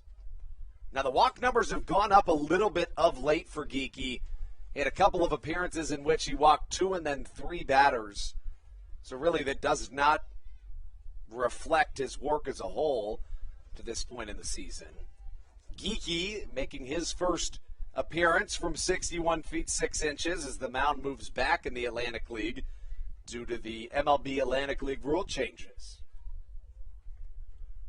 A 9-6 ball game after Southern Maryland plates a run in their half of the 8th inning. Here we are in the top of the 9th. Southern Maryland, when we see them come back offensively, will send up Michael Baca, Jake Marshall, and Cesar Trejo.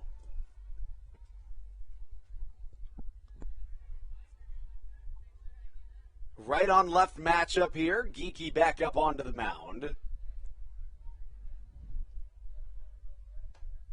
The pitch high and tight and backs Clint Freeman off the plate. Now the count full at 3 balls and 2 strikes.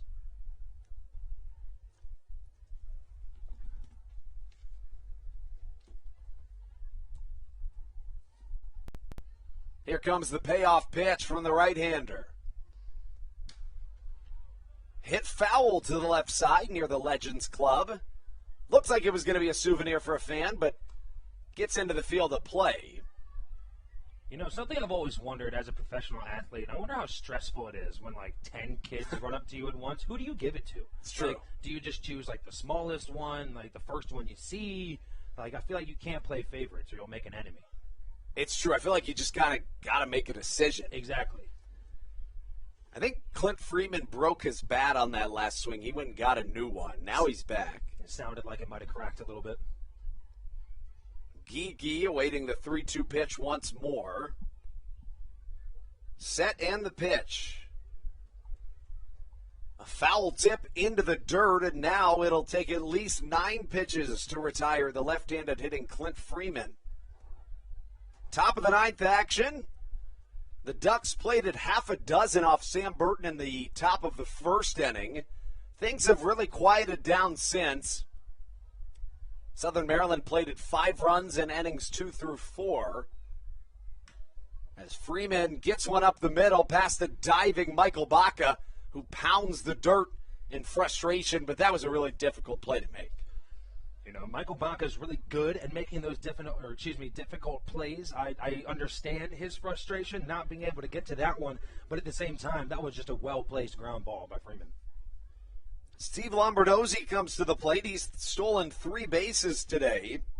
He also walked once. The MLB veteran is 2 for 4. Has an RBI single and a bunt single under his belt. Here's yet another steal. Clint Freeman is just in time for the 9th stolen base for the Long Island Ducks on the day, extending their franchise record that they already set earlier.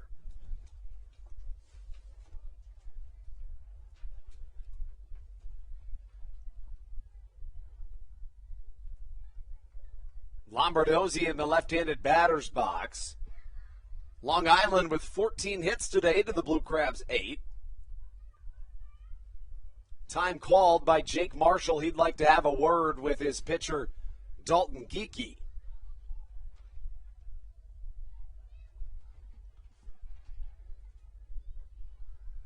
So a single allowed from Clint Freeman brings up the second man in this lineup, Lombardozzi.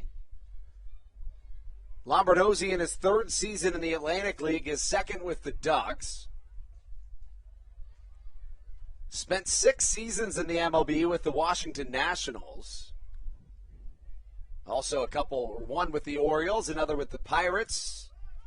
One more with the Marlins as this pitch gets away from Jake Marshall near the pitcher's mound. And I mean, if you're Jake Marshall behind the plate, there's not much you can do with that one. He did what he was supposed to do. He got down and blocked it, but that ball had so much spin and so much velocity on it that it bounced almost all the way back to Geeky on the mound. Infield in for the Blue Crabs here with no outs and a runner at third in the top of the 9th inning. Swing and a miss from Lombardozzi, and the count now 2 balls and a strike. Lombardozzi wears number 2 on his jersey. Played with the Blue Crabs back in 2016 before the Nationals purchased his contract. He had played in the MLB 5 seasons prior to joining the Blue Crabs. His contract was purchased by the Nationals in June. Didn't make it back to the MLB level in that 2016 season, but the next year in 2017 with the Marlins he did in the month of May. Played in just 2 games at the MLB level with the Marlins that year as he hits one out of play to the left side. Lombardozzi 12 for 40 with 4 doubles and 7 runs scored against the Blue Crabs entering play today. 1 for 4 yesterday, also drew a walk, did Lombardozzi. Infield in for the Blue Crabs, the pitch from Geeky. Well struck to the right side, should be deep enough to get one home, but Trejo has a cannon in right. The cutoff throw not in time as Clint Freeman slides into home safely for the 10th Ducks run of this game. Chalk it up as a sacrifice fly from Steve Lombardozzi. Lombardozzi doing a little bit of everything this game. He's walked and came around to score, had a bunt single, a base hit, now a sacrifice fly on his line for the day. That brings up Davidson Romero now with nobody on and one down. Romero wears number 21. First pitch swinging is Davidson Romero. Fouls it to the left side. Romero went 0 for 5 yesterday. Today he has walked twice and he's 1 for 3.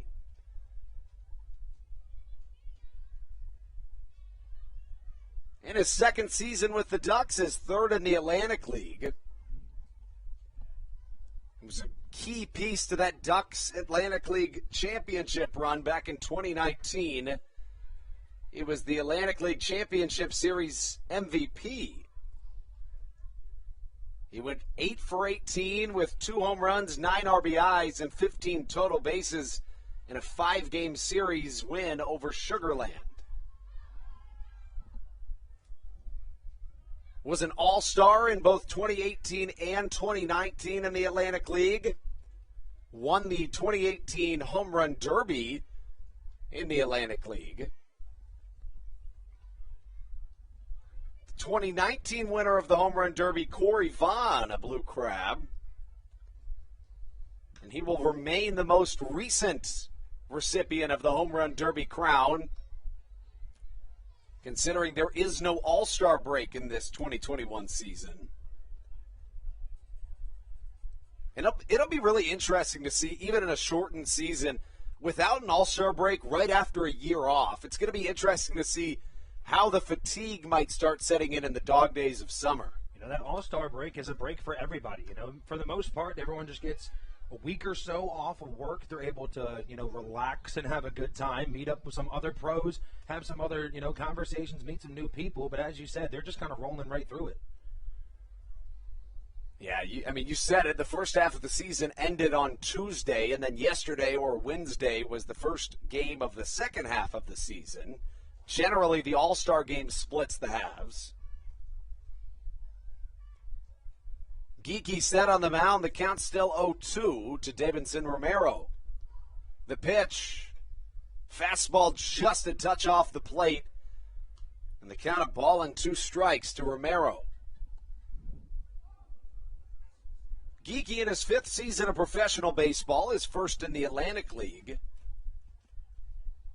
Originally drafted by the Atlanta Braves in the 22nd round of the 2015 MLB June Amateur Draft out of Georgia Highlands College in Rome, Georgia.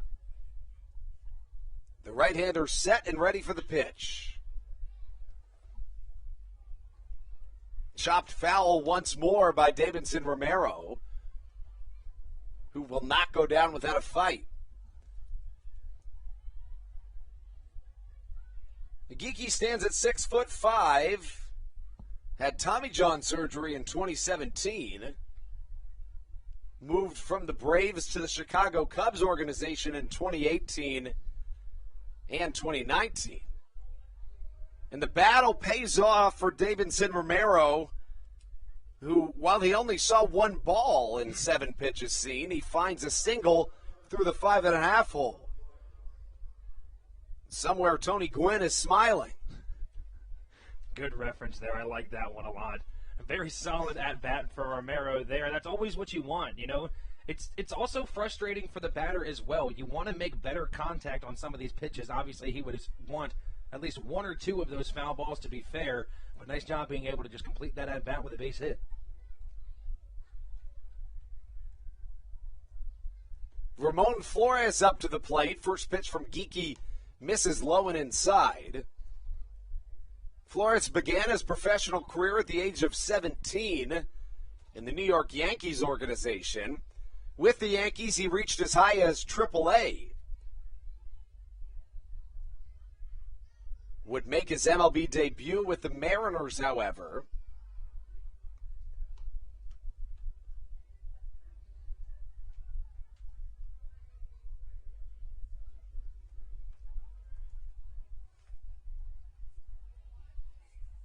He was traded to the Mariners from the Yankees. He was one of the Yankees' top prospects, was their 13th prospect in their system.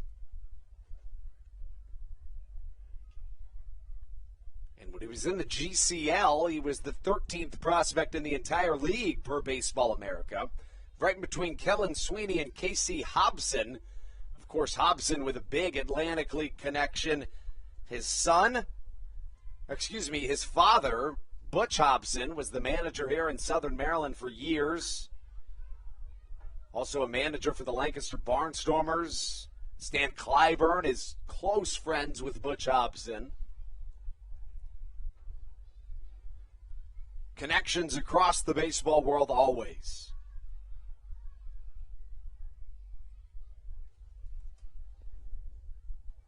Made his MLB debut on May 30th, 2015, as a fastball misses outside. Yesterday, a Blue Crab made his MLB debut. It was Dustin Knight for the Baltimore Orioles. Dustin Knight known for a couple of things. One being his flips after completing saves. You've seen that, right, Steve? I have. If you haven't seen it, look it up. It's really cool. Every time he completes a save, he does a backflip on the mound. Line drive to the left side. Jake Lucci dives, but it escapes his outstretched glove. And that'll go down as a single that puts runners on second and third here with one away in the top of the ninth. That was a really well-timed layout there by Lucci. He had the ball in his glove, but, just the power of him hitting the ground afterwards just knocked it out. Dustin Knight becomes one of two Blue Crabs since 2019 to make their MLB debut at the age of 30 or older.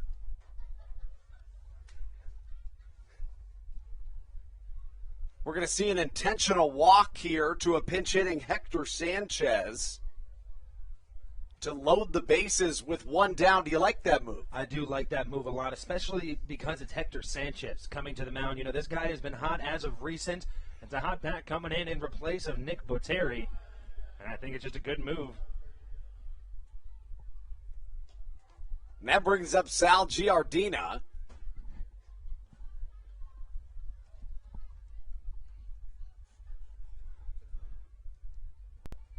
Bases juiced here for Sal Giardina, who is 2 for 5 today. First pitch he sees in there for a called strike. One run has scored for the Ducks here in this top of the ninth inning. Giardina, a catcher by trade, playing first base here today for the Ducks. Swinging at a curveball in the dirt and misses it. The count now 0-2.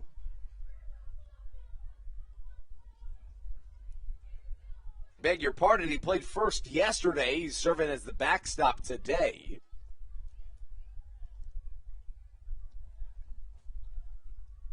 Right on left matchup.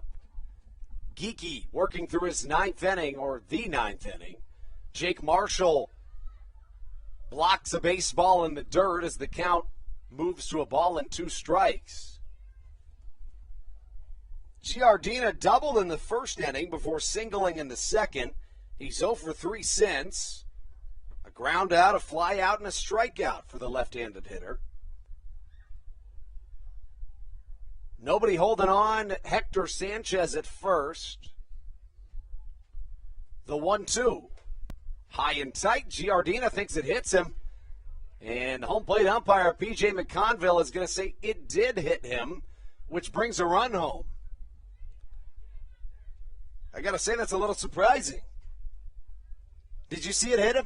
It sounded like it hit him. I couldn't necessarily tell if that was just... It was really close to Jake Marshall catching it in his glove.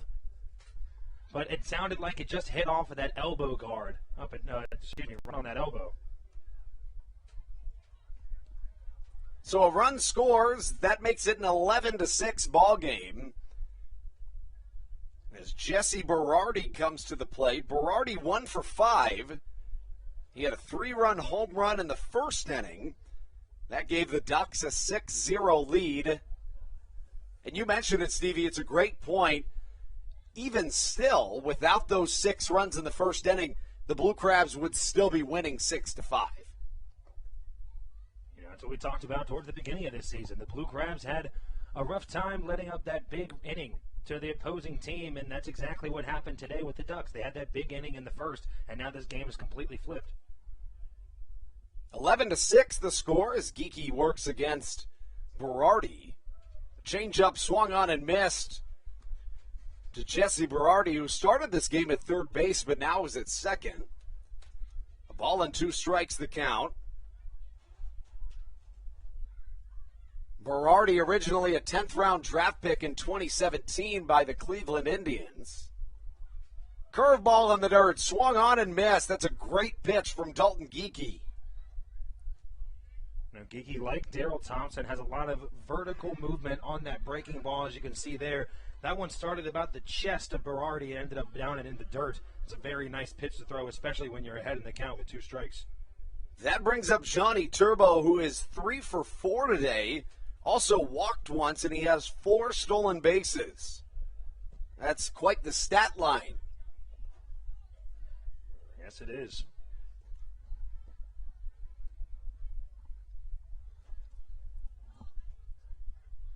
Geeky on his way with his first pitch to Johnny Turbo. It catches the inside corner, and the count 1-0. I beg your pardon, 0-1.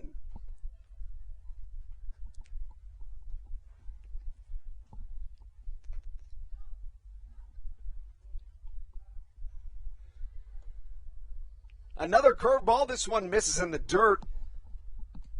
It'll even the count at a ball and a strike to Turbo, who entered play with a .259 batting average, but after beginning this game 3 for 4, sits all the way up at .271.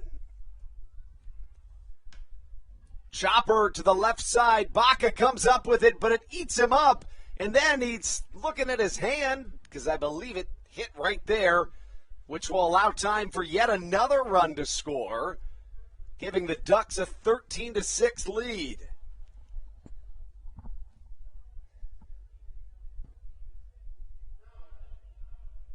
It's the first and the 9th innings that have been painful for Southern Maryland here today.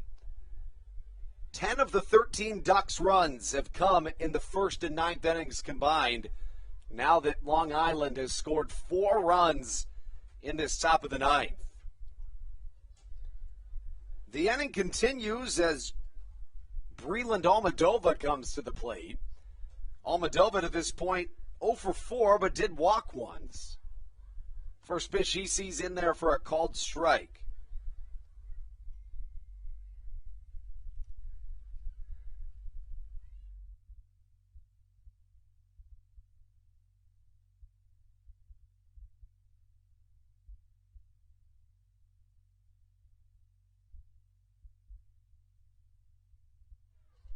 Breland Almadova sees an 0-1 count from Dalton Geeky. The pitch in the dirt, but blocked by Jake Marshall as the count evens at a ball and a strike.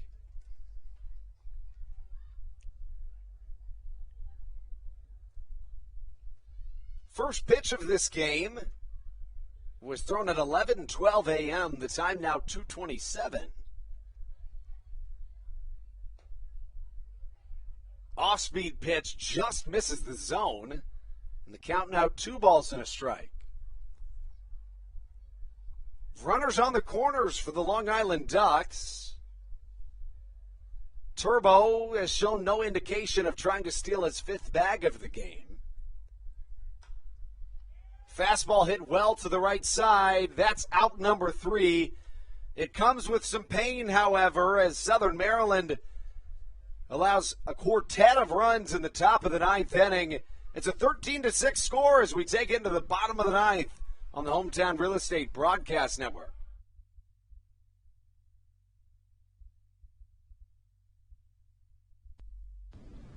This is Blake Bivens, and you're listening to the Hometown Real Estate Broadcast Network.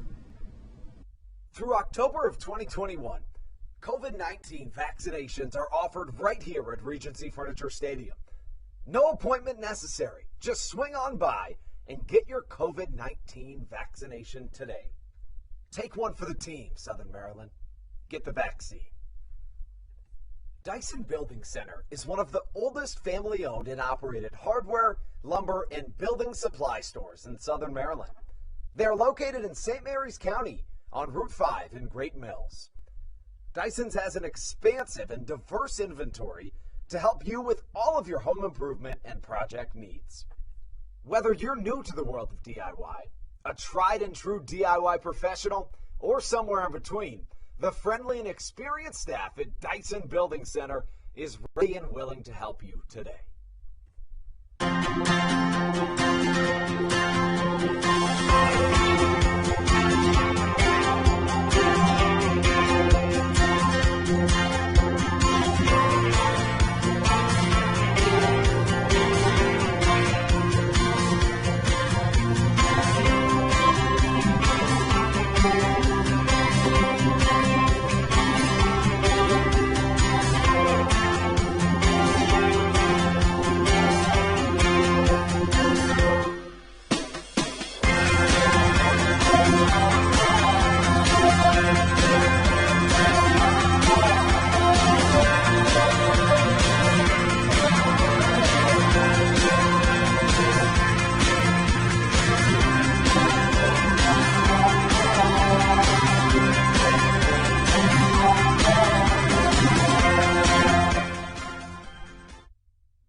This is Blake Bivens, and you're listening to the Hometown Real Estate Broadcast Network. 8-9-1 due up for the Blue Crabs as we take you into the bottom of the ninth. Southern Maryland chasing 7 here in the final frame of regulation. Baca comes to the plate. He's 1 for 2 to this point. He was also hit by a pitch. Baca tripled home a pair of runs back in the second inning, and that's when Southern Maryland's offense really started clicking. We've seen this Blue Crabs offense. They're very hit or miss at times, which means when they're on, they're on. And one of these middle innings, that 5, 6, 7, they just really didn't have an answer. But those 2, 3, and 4 innings, it looked like they were going to start ramping things up. Left on right matchup with a newcomer into this game in the form of Hunter Cervenka. Cervenka, MLB veteran. He has a 5.06 ERA for the Ducks this season. Pitched in the MLB a ton in the 2016 season.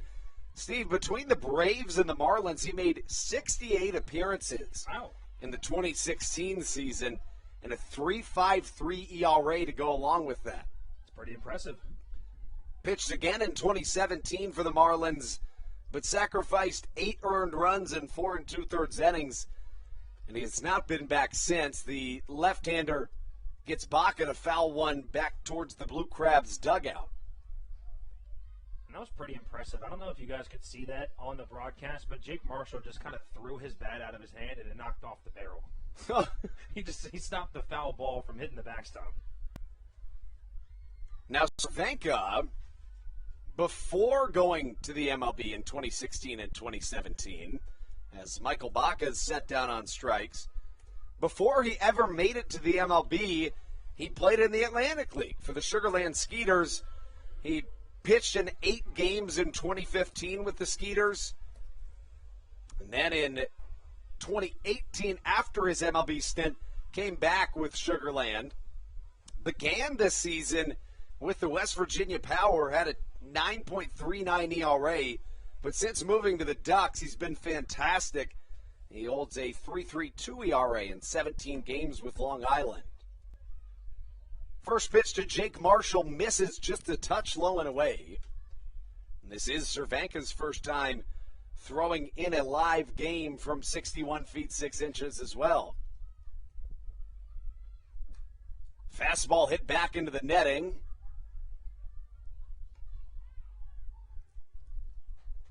The ball and a strike the count.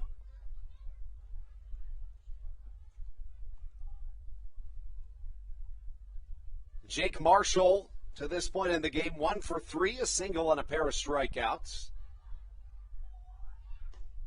Fastball inside. It will miss, and the count 2 balls and a strike. The score 13-6, Long Island on top after 4 runs at the top of the 9th inning. The Blue Crabs made it a 3-run game in the bottom of the 8th when Josh McAdams had a sacrifice fly bring Matt Hibbert home. Could it drop? Yes, it does. Jake Marshall singles to center field. And that flips the lineup back to the top for Cesar Trejo. Despite having a pair of strikeouts on his line, Jake Marshall, 2 for 4 already with 2 singles. Came back in the round and scored in the 4th inning. He's having a pretty solid day at the plate. He is. It's kind of what we saw from him at the start of the year. He kind of averaged out. Would normally go about 2 for 4, maybe 3 for 4 in the first couple games he played when he was interchanging with Joe DeLuca, keeping him around that 500 average just after maybe about 10 games playing. And he's been pretty consistent since then with his appearances. Yeah, there was a time when he was top 10 in the Atlantic League in batting average, and again, in a smaller sample size, but nonetheless impressive. Cesar Trejo up to the plate, takes his first pitch from Cervenka high and outside, and the count 1-0.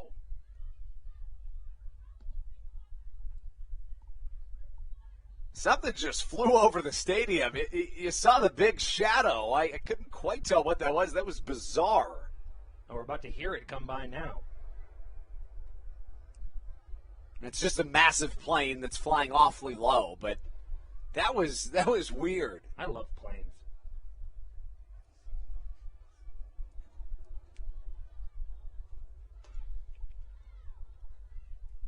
Steve told me when he was a young kid he really wanted to be a pilot. That was your dream job. That was the OG dream, yes, correct. At what age did you decide that you wanted to not be a pilot? I think it was around 14 or 15. That's when I jokingly broadcasted my first game of baseball, and it kind of went well. As well as a 14 and 15-year-old could broadcast a game of baseball, and I was like, you know what, this seems a little bit more fun. I like it. Would you ever want to get back into the aviation world? I think so. No, I think, once I get to maybe 70 years old, I'm retired, nothing really to do, why not buy a plane and hop on in it? Okay.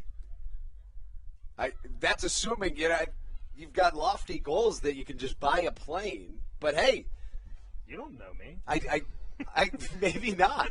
Maybe not. I mean, I would say it's a good life if when you're 70 you can buy a plane. I think it's a good life when you're 23 and you already know you're going to buy a plane at 70 years old. That's true. That's true. Cesar Trejo up to the plate.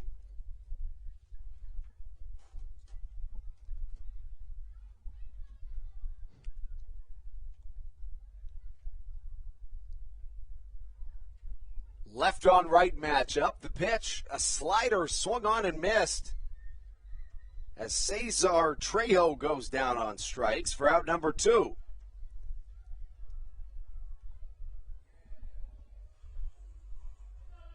That brings up Kent Blackstone as the Blue Crabs fall back to their final out of this game. Blackstone today finds himself 0 for 2. Grounded into a pair of putouts to the shortstop. Also walked once and had a sacrifice fly that brought home a run. The Blue Crabs have 2 sac flies today. A runner at first is Jake Marshall, who singled. Now Blackstone sees a 1-0 pitch incoming. Fastball swung on and missed as the count evens at a ball and a strike.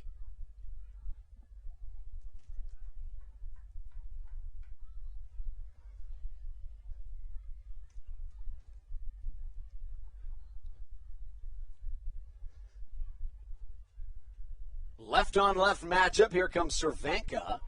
Blackstone puts it high in the sky. Sal Giardino runs out of room.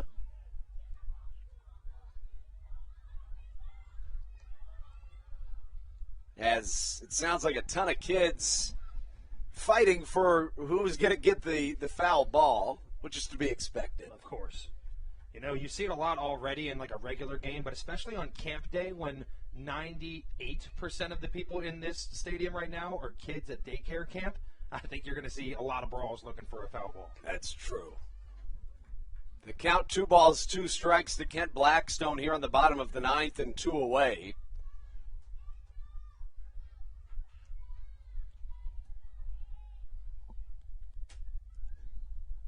Left-on-left matchup, Cervanka's 2-2. Hit to the right side, gobbled up by Clint Freeman. And that is out number 3, securing a Ducks victory at the score of 13-6.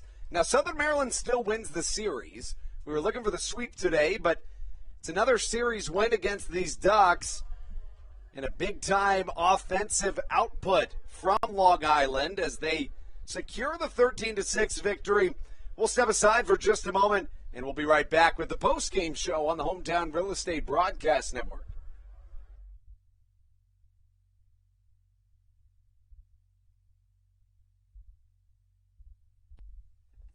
Dyson Building Center is one of the oldest family-owned and operated hardware, lumber, and building supply stores in Southern Maryland.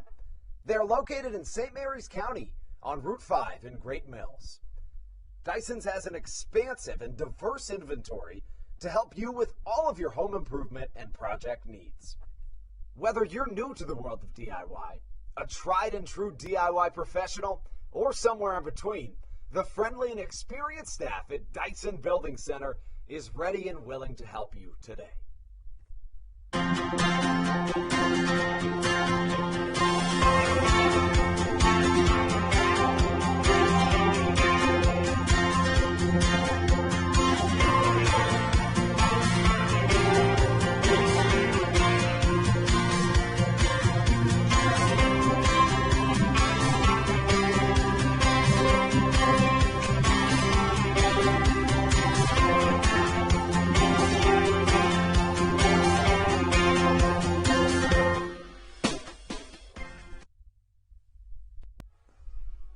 Capping off a homestand, a short one, less than 72 hours took up this homestand.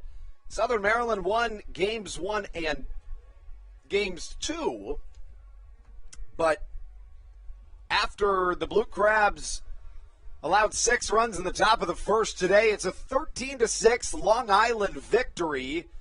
Getting the win in the game is the starting pitcher Anderson De Leon. De Leon, the right-hander, advances to 2-1 on the year.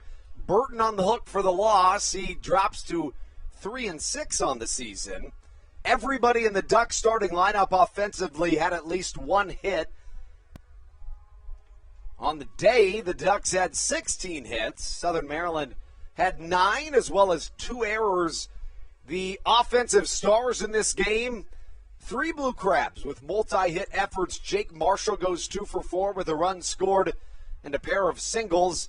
Alex Crosby singles twice, drives in a run and scores once.